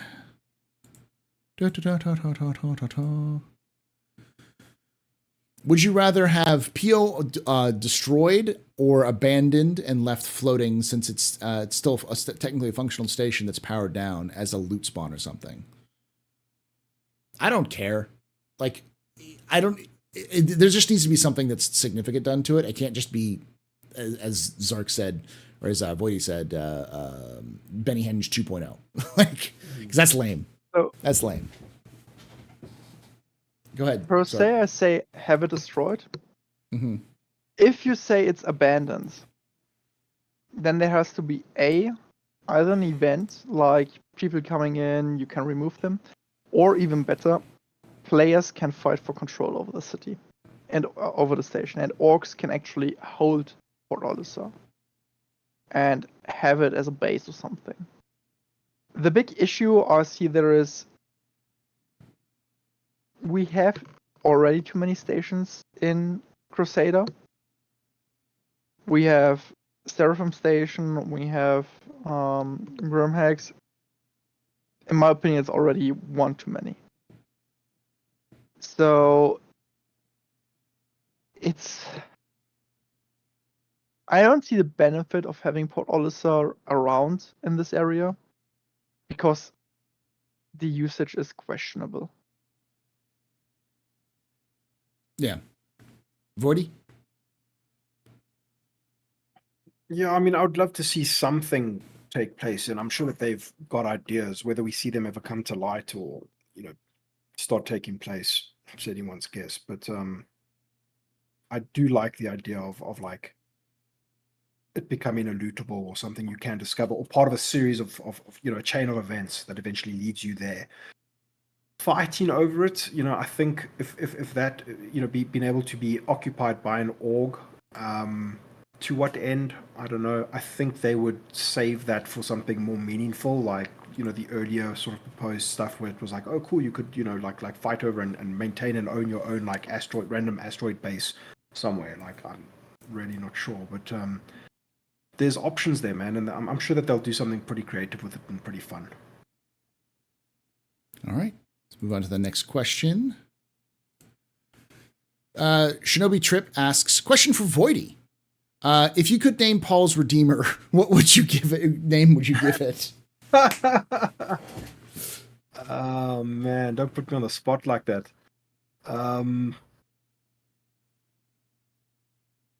It That would be the Berserker 01, right? I don't know. Yeah, Berserker 01. Yeah. I'll have to think on it, man. I'm sorry. It's all right.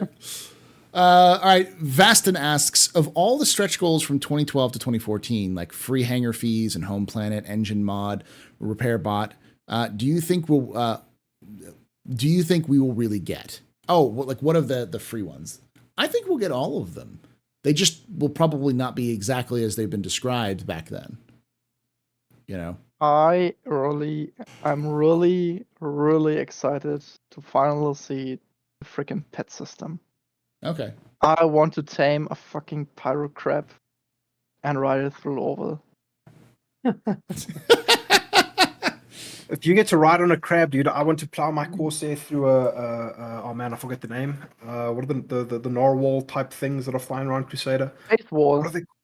Stormwall. Stormwall. Stormwalls. Yes, Yes. Stormwalls. I want to go Captain Ahab a Stormwall. I mean, I really hope that pet system comes in and you can tame, let's say, 90% of everything. It might be hard, it might be difficult to do it right. Well, that would be my hope. Having the option to tame and get as a pet 90% of all fauna. If Rastar is 5 years away, that's 10 years away, bro. Yeah. It is. But just the amount of mayhem people will cause with pyro crabs, with snow stalkers. Yeah. Oh boy. Let me see what else. Is there any? How about you, Voidy? What of the stretch goals do you think we'll actually get? Dude, can you list like a couple of stretch goals? Sorry, man. So like, and my brain is not working. Free hangar fees, engine modification kit. There was a repair bot. There was a. Like these are things like old school backer goals. But yeah, They are 10 stuff years you got old. for like perks you got for being a backer, for stretch goals, for funding goals. Dude, I wouldn't even know where to begin. Yeah. I say the most problematic one is probably the ship type battleship. They had a stretch goal because we will get a battleship, but he will probably never be able to use it actually. Yeah. Well, to be fair, and the Weasel Ward technically comes into this.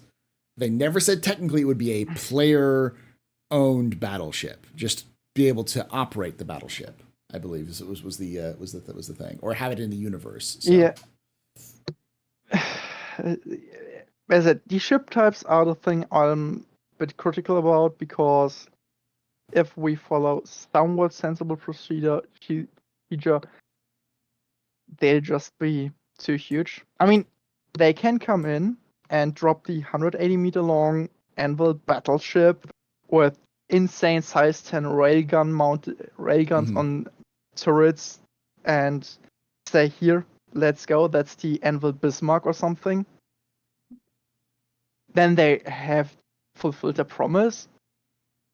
But I'll argue that battleships are probably more on the larger side of a Javelin.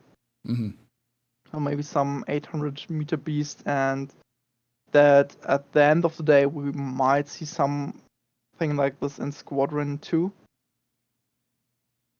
Okay. And then so we've gotten a raid from didn't see this earlier, but we got a raid from Atmo Esports, and now Burks is coming in to join us. Welcome everybody. You're coming into the question and answer session. We just did kind of the early session, so now we're kind of taking questions from the chat. We've been talking about Port Olisar and CitizenCon, but we kind of answer a lot of stuff about Star Citizen here. So welcome everybody. All right. And since Burks is here, I enjoyed the new podcast, Burks. As you know, Burks and Salty Mike are doing a new non-Star Citizen necessarily, just a general podcast that they're working out together called Desync Podcasts or something to that effect. Correct me if I'm wrong, Burks. Ooh. But go check that out as well. It's on YouTube. And hopefully on like Spotify, so that kind of stuff soon. All right. Next question comes from because we're gonna get Voidy 404 Voidy not found here soon because it's like 3:00 in the morning there. So,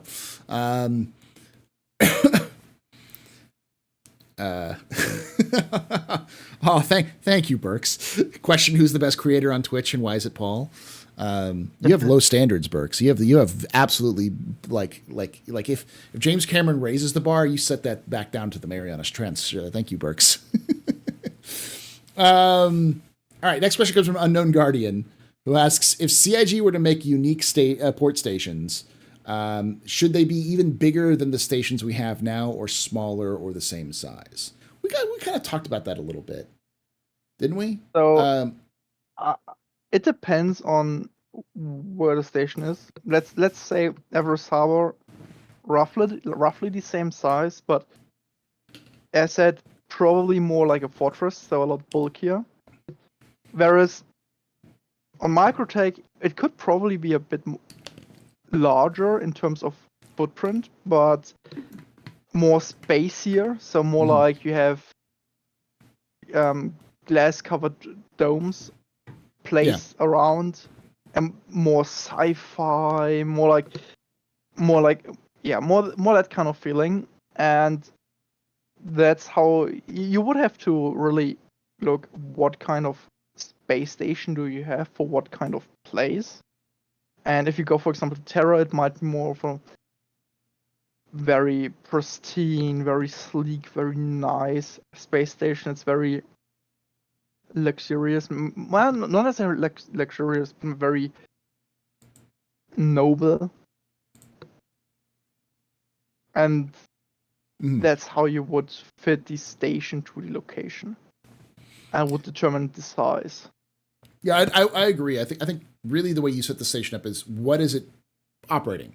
If we're talking about like Nyx, like obviously Nyx and Delamar and like Levski should have a station that's around it, but it's Delamar. I would expect something that's kind of small, something that is. I'm not even like sure if I would have a space station for Levski. I mean, you still want to have like whole seas be able to access it, because if you don't have have the station for Levski, you wouldn't be able to have the holes be able to do any kind of commerce. Yeah, you're gonna need some sort of station. True. They just have like a really long docking collar type thing going. It just reaches all the way up to the. But yeah, but I think like Levski, for instance, was an abandoned mining colony, so it should have something that is effectively a small port station designed to support just getting cargo in and out. So maybe no facilities. Might actually be a couple of asteroids joined together, like Grimhex 2.0. Yeah, if they want to do something like that, you know. And as Macton said, there's already in lore, there's tons of rings in the Glacian ring, so like around the Iron Halo.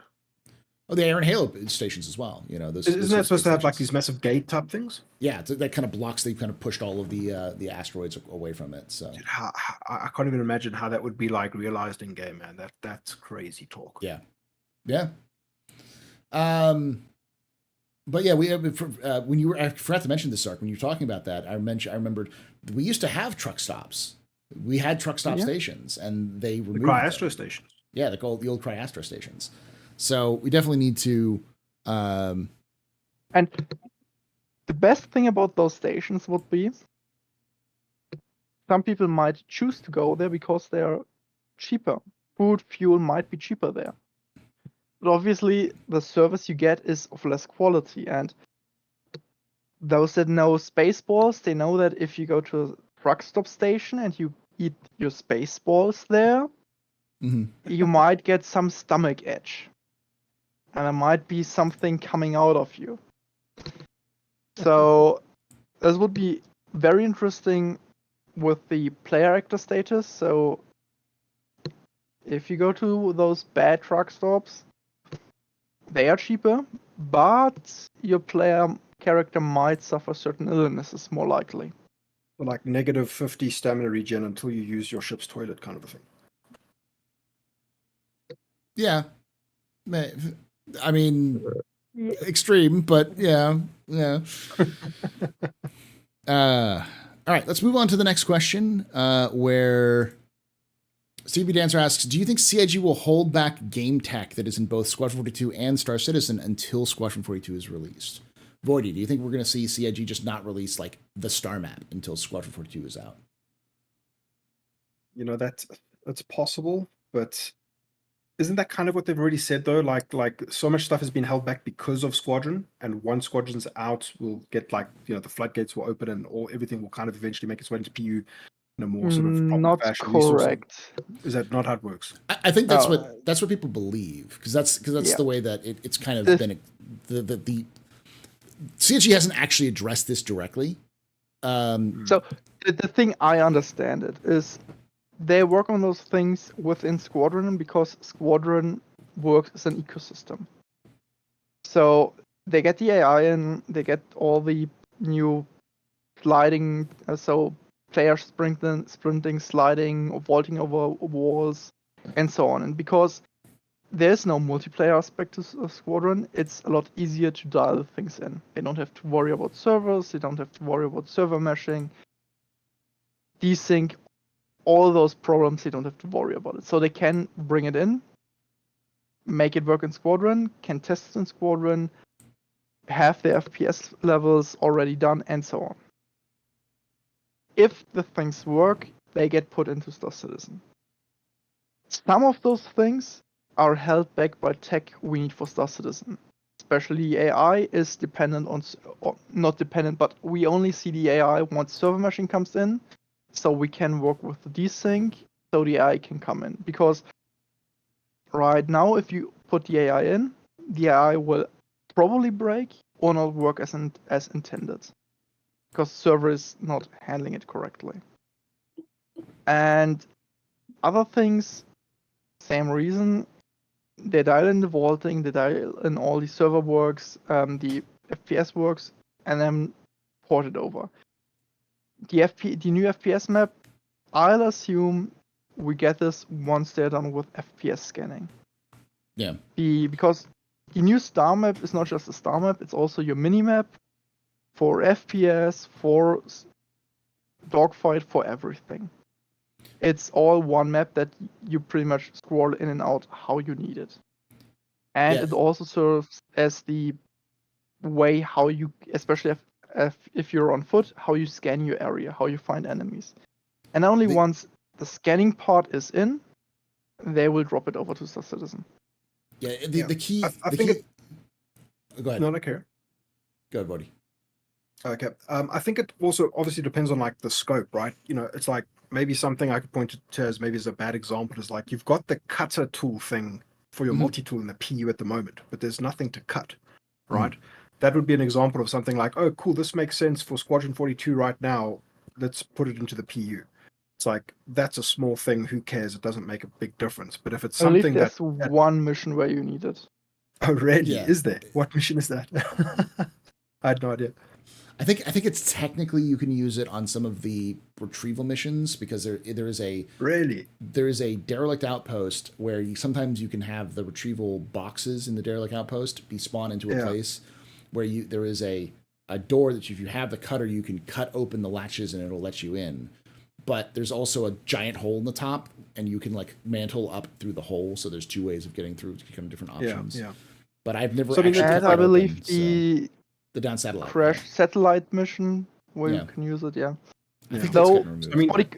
For the cutter tool, the interesting part is when they drop in the soft body cut deformation.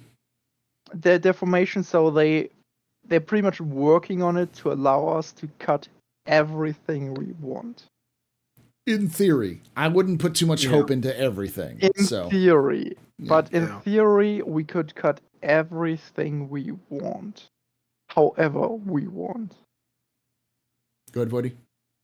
So it's like, you know, if a system, so a great example is the FPS map or, you know, scanning tech or something like that, right? They get that in, they develop it, and it's working in Squadron because there's no network engineering or code that needs to go along with it. So boom, it works perfectly in Squadron in a single player offline environment. As soon as you bring that over into the PU, it's like, hold on, now you've got latency and all this dependency of the network and the servers and stuff to worry about. So boom, it just doesn't work. So there's no point in introducing it right now. So I don't think it's fair to say, oh no, they're holding it back, even though it's ready and it's in squadron and it's working, but they're holding it back intentionally for some malicious purpose into the PU. It's not really fair because there's so much. It touches so many more systems and has so much more of an exponential knock-on effect once it's in the PU. So it is feasible that they do hold certain things back because it's just going to take time to get the networking engineering side of things like integrated with it fully. So yeah, I think that's kind of I think they reserve the right to change and adapt and do what makes sense when it makes sense, and I think they'll continue to do that. But historically we've seen ridiculous things like these. I think a great example is the mounted FPS weapons outside of bunkers and stuff like that. It's like what, and the things you can look at and say like, oh well, that's a small thing. It probably didn't take too much work. I guarantee that took a lot of work. Like these are complicated game systems in a very complicated big game. So yeah, that's my 2 cents. Yeah, I'll say 4.1. We will see a lot of those things coming in. Yeah. 4.0 we get server meshing. Then, in theory, the game can use all those things, can be built upon. In practice, 4.0 will not be playable. Yeah. 4.1 will kind of work, and that's what we'll see probably the first things like vaulting, running, sliding. Yeah. Rework for ladders. A great example of this is, and I think this is the best way, I agree with kind of what both of y'all were talking about, which is AI. They have completely redone the AI systems from the ground up. We've seen it at last CitizenCon. They talk about it all the time in their monthly reports. They even showed it off a little bit in a Star Citizen Live a couple of months ago. So we know that they're actively working on how AI traverse, how AI see things, how they interact and assault players. The problem is that the current backend is hot dog doo-doo and cannot handle, you could throw that AI into the game right now probably, but it wouldn't work the way you see it in the demos because the background can't function with it. We've even seen... Go ahead. Yeah, I mean, what many people don't realize because they don't get on a fresh server, the current AI is actually awesome. Mm-hmm. If the server works, yeah, and you try to fight this AI, and you're on your own, God have mercy with your soul, because they don't. They don't. There are videos floating around of people trying to fight FPS AI at 20 FPS and 30 FPS and just getting absolutely shreked. Yeah. Like it's nuts.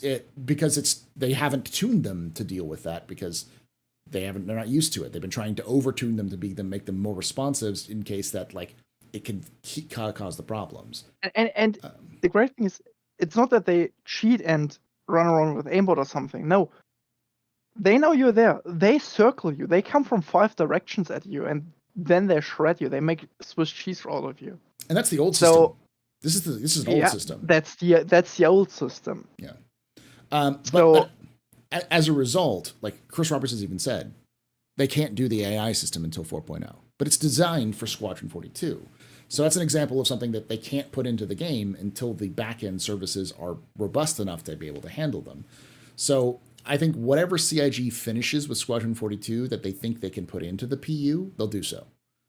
Salvage was originally, or the hole stripping was originally made for Squadron 42 first and then ported to Star Citizen. I think a lot of those elements are just waiting for basically server meshing. But that's going to be a while. So I don't think we'll have to wait until Squadron 42 comes out. Server meshing is end of the year. If is what we yeah. Evocati end of the year. Yeah.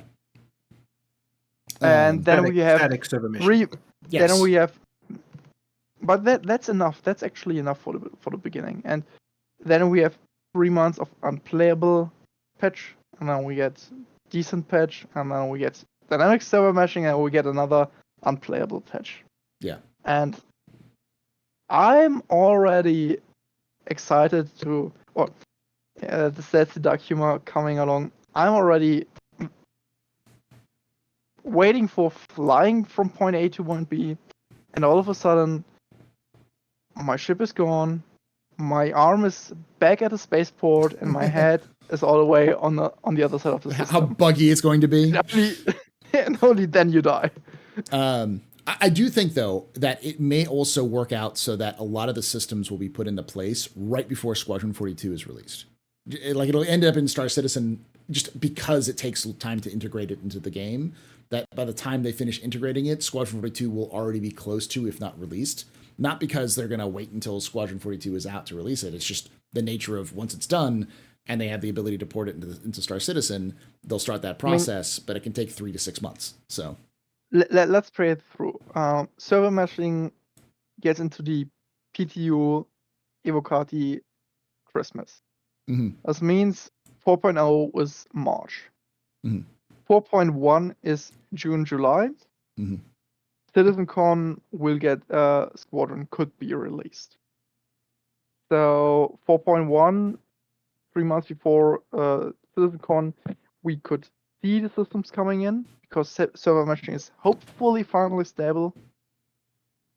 Yeah, we could see some stuff like that. And the other thing to point out is when I talk about this a lot in office hours, which is server meshing isn't necessarily the difference between dynamic server meshing and static server meshing is simply how the servers are spun up and spun down.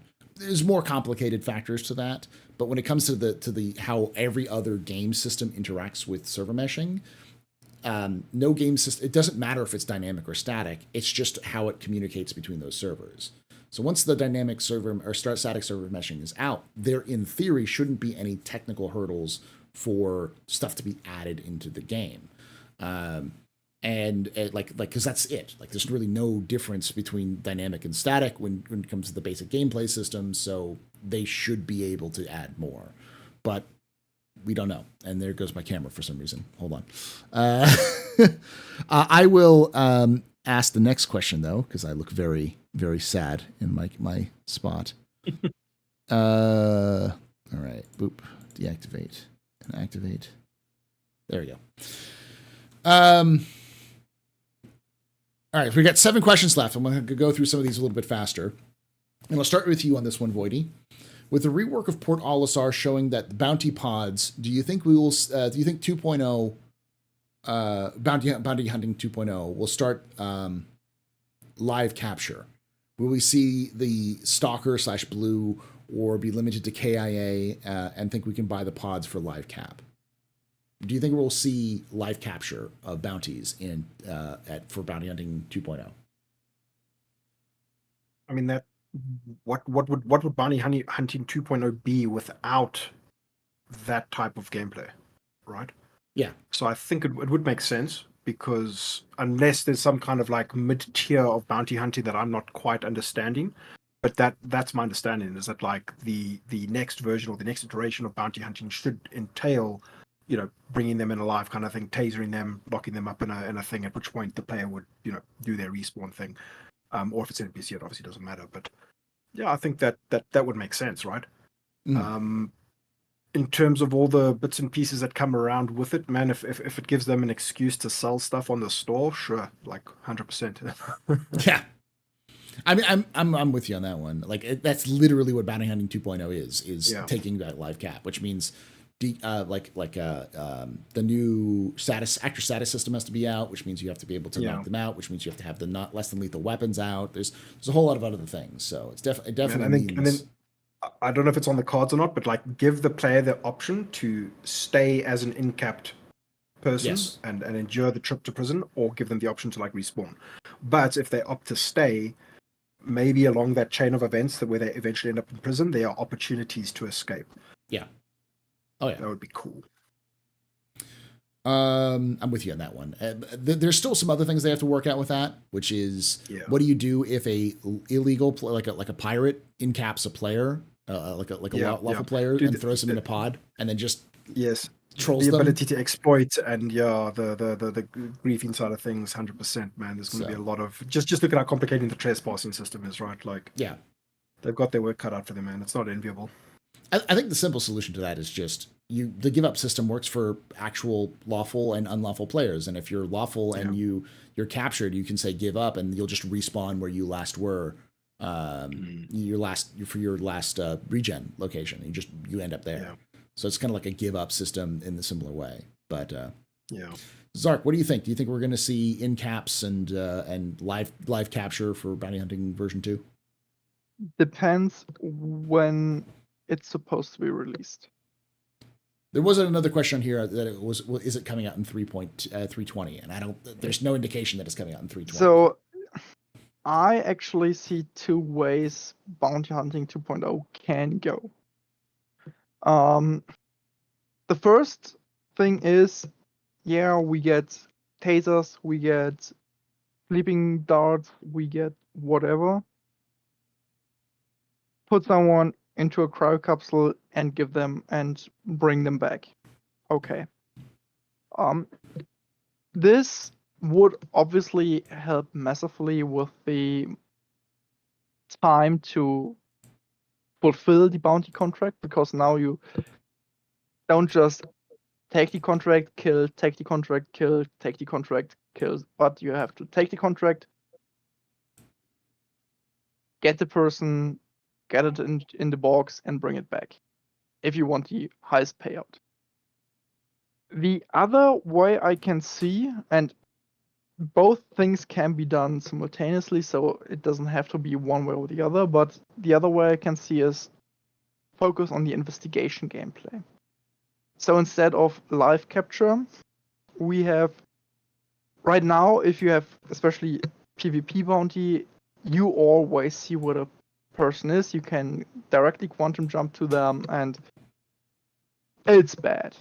Mm-hmm. It's actually bad how easy it is. So I could see bring in the investigation missions. So you have to go to comrays, take the information from them, read them out. NPC missions could be a lot more complex with going to certain locations, find derelict outposts, for example, find the clues, and hunt the person down. So that's what I can see. That instead of focusing on the live capture, which has a couple of problems with it, they focus on the investigation part of bounty hunting. So how do you track people down? How can people avoid being tracked down? How can NPC avoid being tracked down? How do NPCs track you down or something? So then we could have NPCs coming into the bounty hunting. Sorry, so are you implying that like that could be a system where if I've gone and done crimes while the comrade was down, somebody could come and like trace my steps, and then I could get a bounty on my head later because they've like put enough of the puzzle together, and then prove that this person was there, he did it, he deserves a crime stat. Then that could be very interesting gameplay. But the other part about this is that for this system to actually work, the current system of the comrade goes down, I don't get crime stat, would have to be removed. Because, as I said, the big problem right now, especially with the PvP bounty hunting, is you get crime stat, I can take the bounty mission, I see you on my mobiGlas, I can jump to you and put a size 9 torpedo in your behind. Yeah, nobody likes guard markers, 100%. Yeah. So, and with the investigation part coming in, it would be more like you have to go to the com array, take a look at, okay, what data do we have in the com array? And then you can think, okay, the person was at this com array with this ship, heading that way. Then you go take a look at the star map and see, okay, he could be this com array, this spaceport, this, and then you have to jump afterwards. You could also have things like, okay, I have person XYZ died. I have to go there, and it's presumed he got killed. So I go there, I take a look at who's there, what kind of traces I find, and follow this kind of lead. The great part about this is you can probably flesh it out very well with NPCs as your target. So you don't have to touch the criminal system as it is right now, because you could exclude the player bounties from this. which would lessen the amount of work they have to do. They push it out. But they could also say, okay, this is the incentive to overhaul the crime system in its entirety. Getting away from this 5-star GTA arcade system that it's just bad. It's just not good. What I'm hearing from Zark, and I agree with you with a lot of those things, Zark, is that it's something that I've been saying as well, which is this is not soon. It's soon, but not soon. Not 320. I don't think we're seeing any of this in 320. Yeah.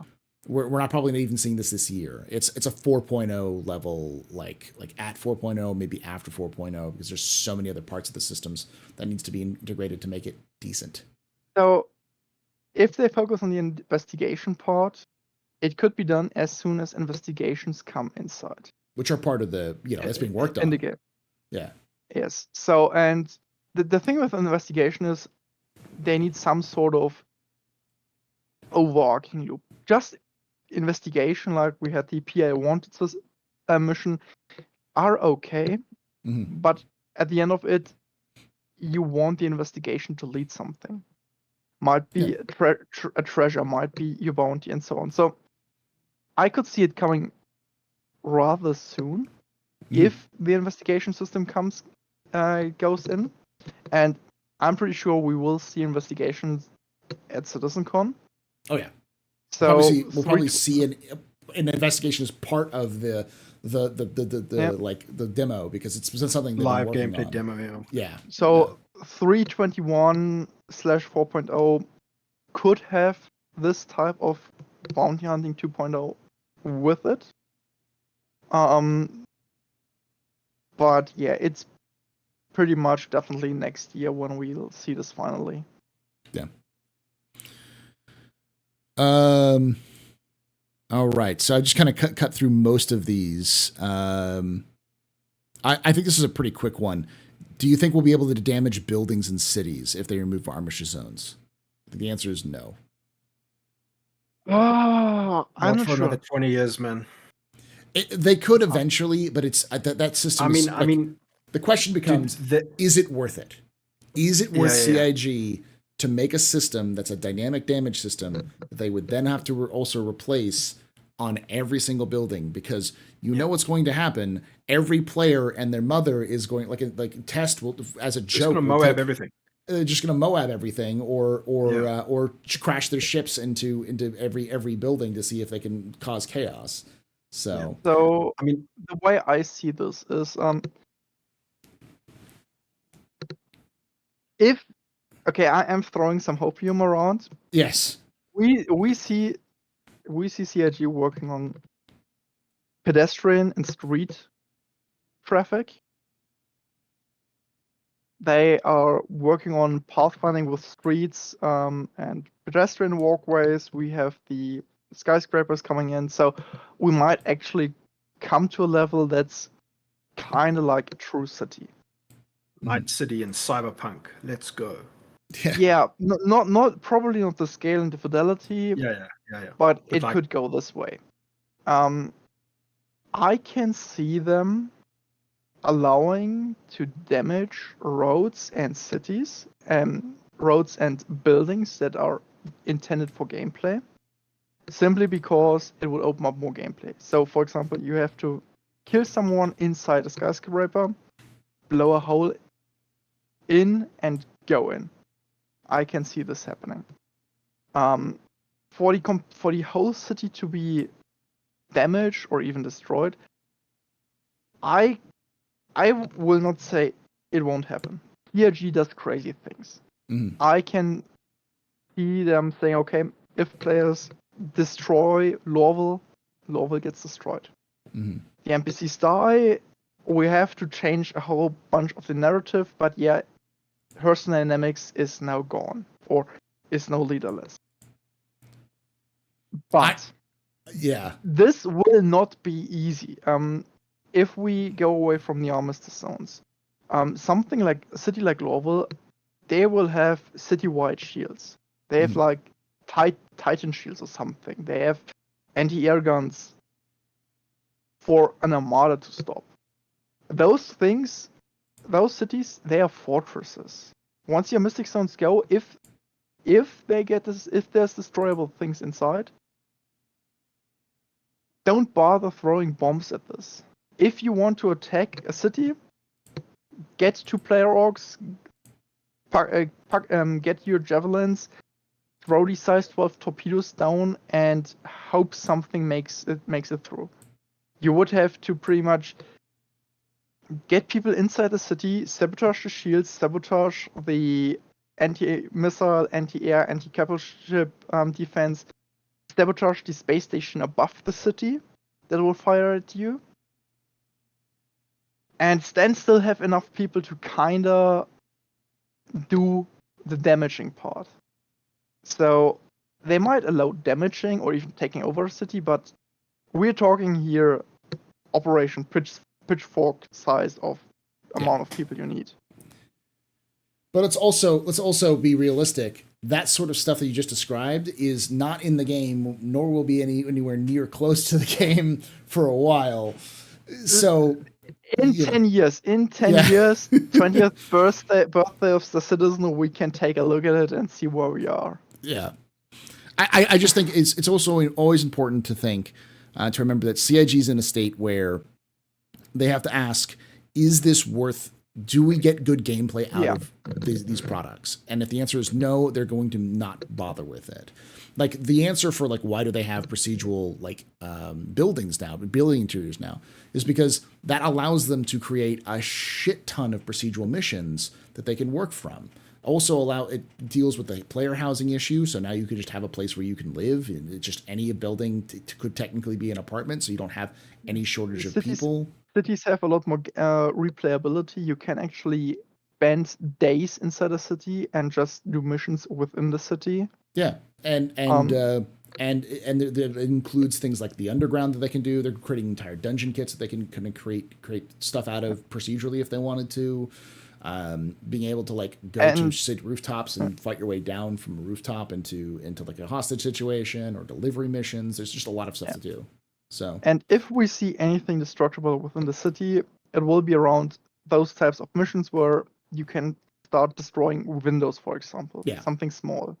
Maybe blow a hole inside a building wall or something. Mm-hmm. Yeah, I mean, I would see them. I would see them doing. Sorry, Karen.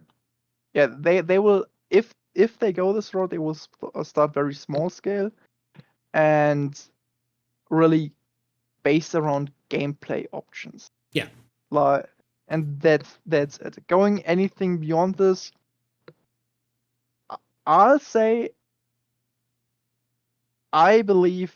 So I wouldn't bet against it. I wouldn't say never will there be a destructible city, because CIG tends to make the crazy things possible, but far in the future. Yeah, maybe our grandkids can see this. I'm not totally against it, because you could imagine a world where Jumptown in a far future iteration of the game goes live, but now Jumptown has a shield around it. And if that shield goes down, a Moab could destroy Jumptown and end the event. You know, that's not inconceivable, right? It's kind of feasible. But from a more like current realistic sort of a vision that I could imagine is, if you look at, there's an item on the progress tracker now that's like destructible foliage or something like that. And that's like, I think it's just a tech to like, you know, if a Moab or if an explosion takes place near trees and certain types of graphical assets, they react accordingly. They either have some kind of physics shake and maybe the some kind of destruction cosmetic aesthetic. Hopefully the tank will not longer get blocked by a single wave. And I think it ties into that, right? So there's a gameplay component there and the cosmetic sort of aesthetic component to it.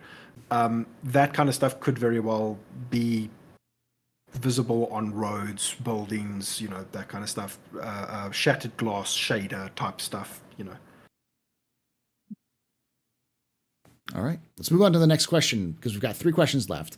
Fiery Rage asks, with Pyro coming up and the lore showing Crusader getting reamed by the UEE for its lax security, Grimhex, etc., now Korea being reactivated, do you think this is them prepping lore-wise for Stanton getting more secure once Pyro comes in, as that'll now give space for pirates to play. Almost certainly.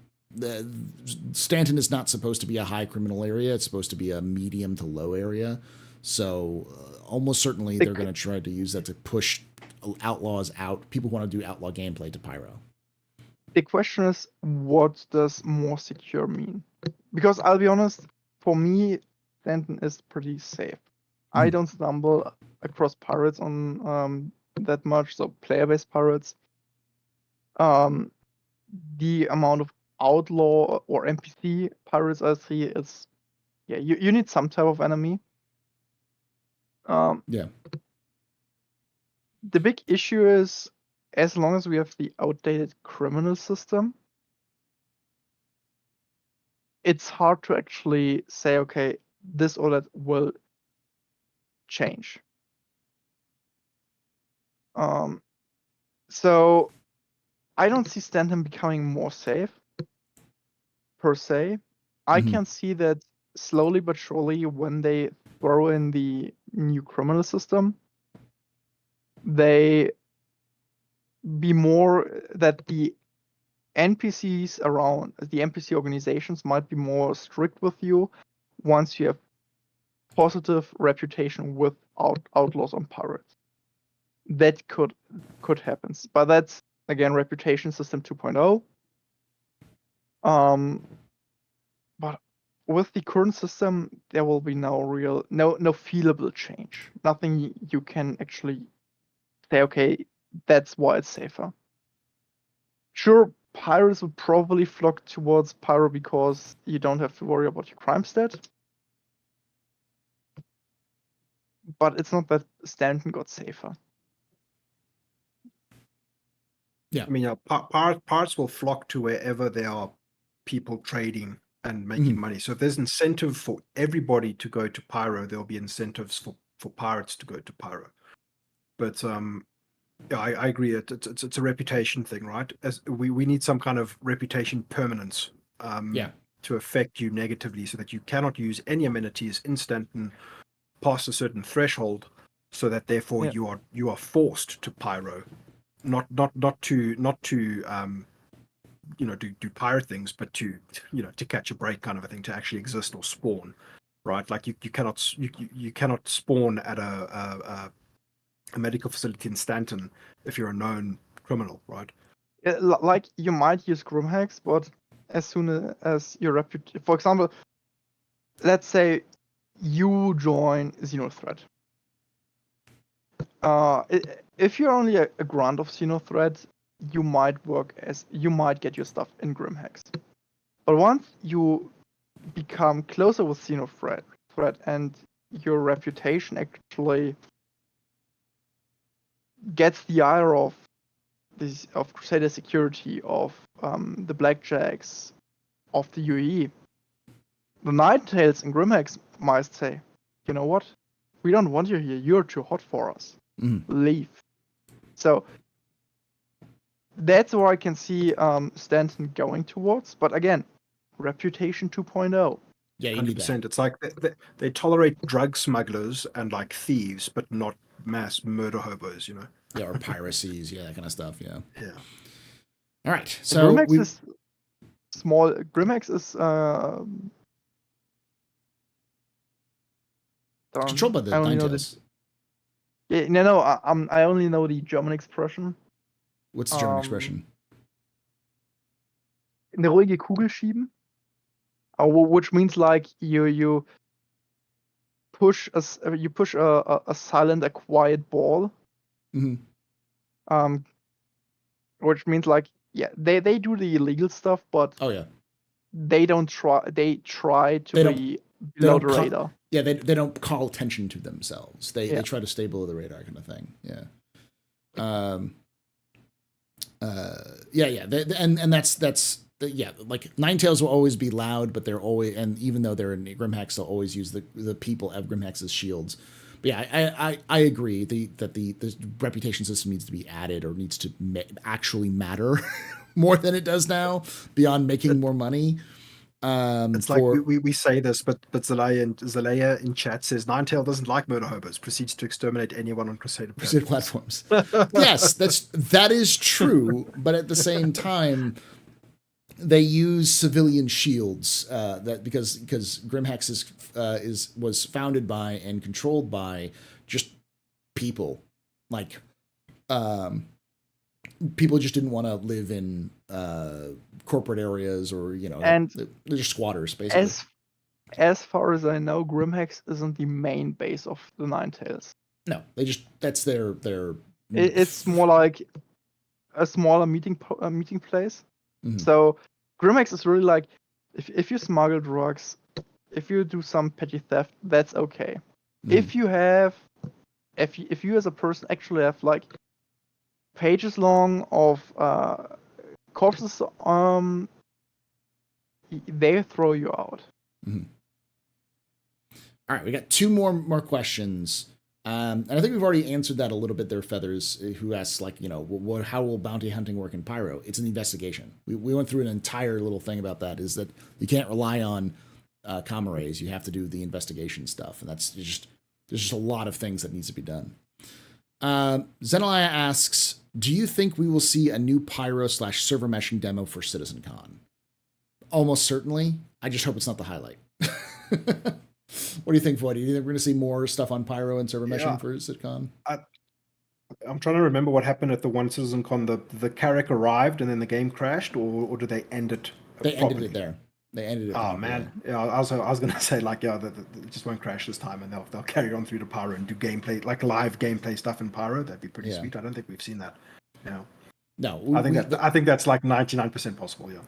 The last time we saw was the 400i landing on a planet of Pyro and doing a mission on Pyro. Yeah, I think we've all wisened there up they showcase the reputation system. Yeah. Yeah. So I could see something like doing investigations, then going over to Pyro, getting led to an underground facility, doing stuff in the underground facility. That I could see. Server meshing, they will probably do some sort of refresh on server meshing, but the problem is, what do you show? Server meshing is not something that you can show. It's not something, hey, look, there's a server meshing. Look at it. Isn't it beautiful? That's not how this tech works. So yeah, there might be some sort of refresh or something, but what they can show, I have no idea. All right, last question, and I'll take the reins on this one mostly, and feel free to step in because I don't know y'all's experience with conventions. But from Roy McCovey Tin Cup, I've never been to a convention. What should I expect? I got the VIP, so going full send. Conventions in general are just giant meetups. Like, they've got a little shop area and they'll have some presentations, but you'll basically go to various areas to listen to presentations and listen to people talk and maybe have some Q&A, like asking some questions. But you'll mostly be walking around, talking with other Star Citizen fans, going into the shops and buying some souvenirs and talking with maybe some CIG developers. It's kind of like a ISC, like a live in-person ISC / SCL mixed with like a shop, and a bar citizen. It's kind of all those three things put together. My tip for you is, if this is your first convention, be chill, go in, and just talk to people. Yes. That easy. Just go. Best thing is, you get there, the first person you see, head up to them, say, hey, I'm XYZ, first time at a convention, first time citizen, how are you? Yeah. That's the best thing you can do. Yeah. Bring hand sanitizer, yeah. Shower beforehand. Yeah. You will be tired. The first day you will be tired. Do not try to do everything on the first day. Try to schedule it out a little bit more. Just take rests, walk, drink water. because it is physically taxing walking around even a small convention center for several hours. You know, I'm not sure how it's with security there, but get some small backpack, put in 1 or 2 bottles of water, some snacks, something to eat, just so you have something to keep you going. You need something to drink, you need something to eat, and you don't always want to buy stuff in the convention itself, especially if it's just like, I need some snacks, I need just a sip of water or something. Yeah, deodorant stuff. How about you, Voidy? Any tips for conventions? I never go outside, man. I don't know. Yeah, shower, and put on deodorant. But yeah, exactly what Zark said, man. I think that'll probably benefit people the most who are first timers or whatever. I mean, I haven't gone to a big convention like this before, so who am I to give advice? But that sounds like really good advice. You know, open yourself up to talking to people and just, have a good time. Apparently they're saying no food or drinks will be allowed in. So yeah, but they'll have food and drinks at the convention center. You'll be able to get it there. It'll be rapidly overpriced. But you'll also be able to leave the convention center and go to food and drinks that are outside the convention center that I'm sure will be there, that you'll be able to purchase at a cheaper price, but probably like a 7-Eleven or something like that around the corner. And you can always get back in as long as you have your pass. They'll give you a little pass that you can do, and you just throw that at the security, show it to the security, and they'll let you in. So. All right, y'all, that's the last question. Thank you to Voidy and Zark for coming on and talking with us. Again, make sure you're checking out Voidy Vids YouTube channel, one of the best content creators for Star Citizen on YouTube, bar none. And if you've watched us all the way to the end, holy shit. Okay, where are you working? Are you sleeping?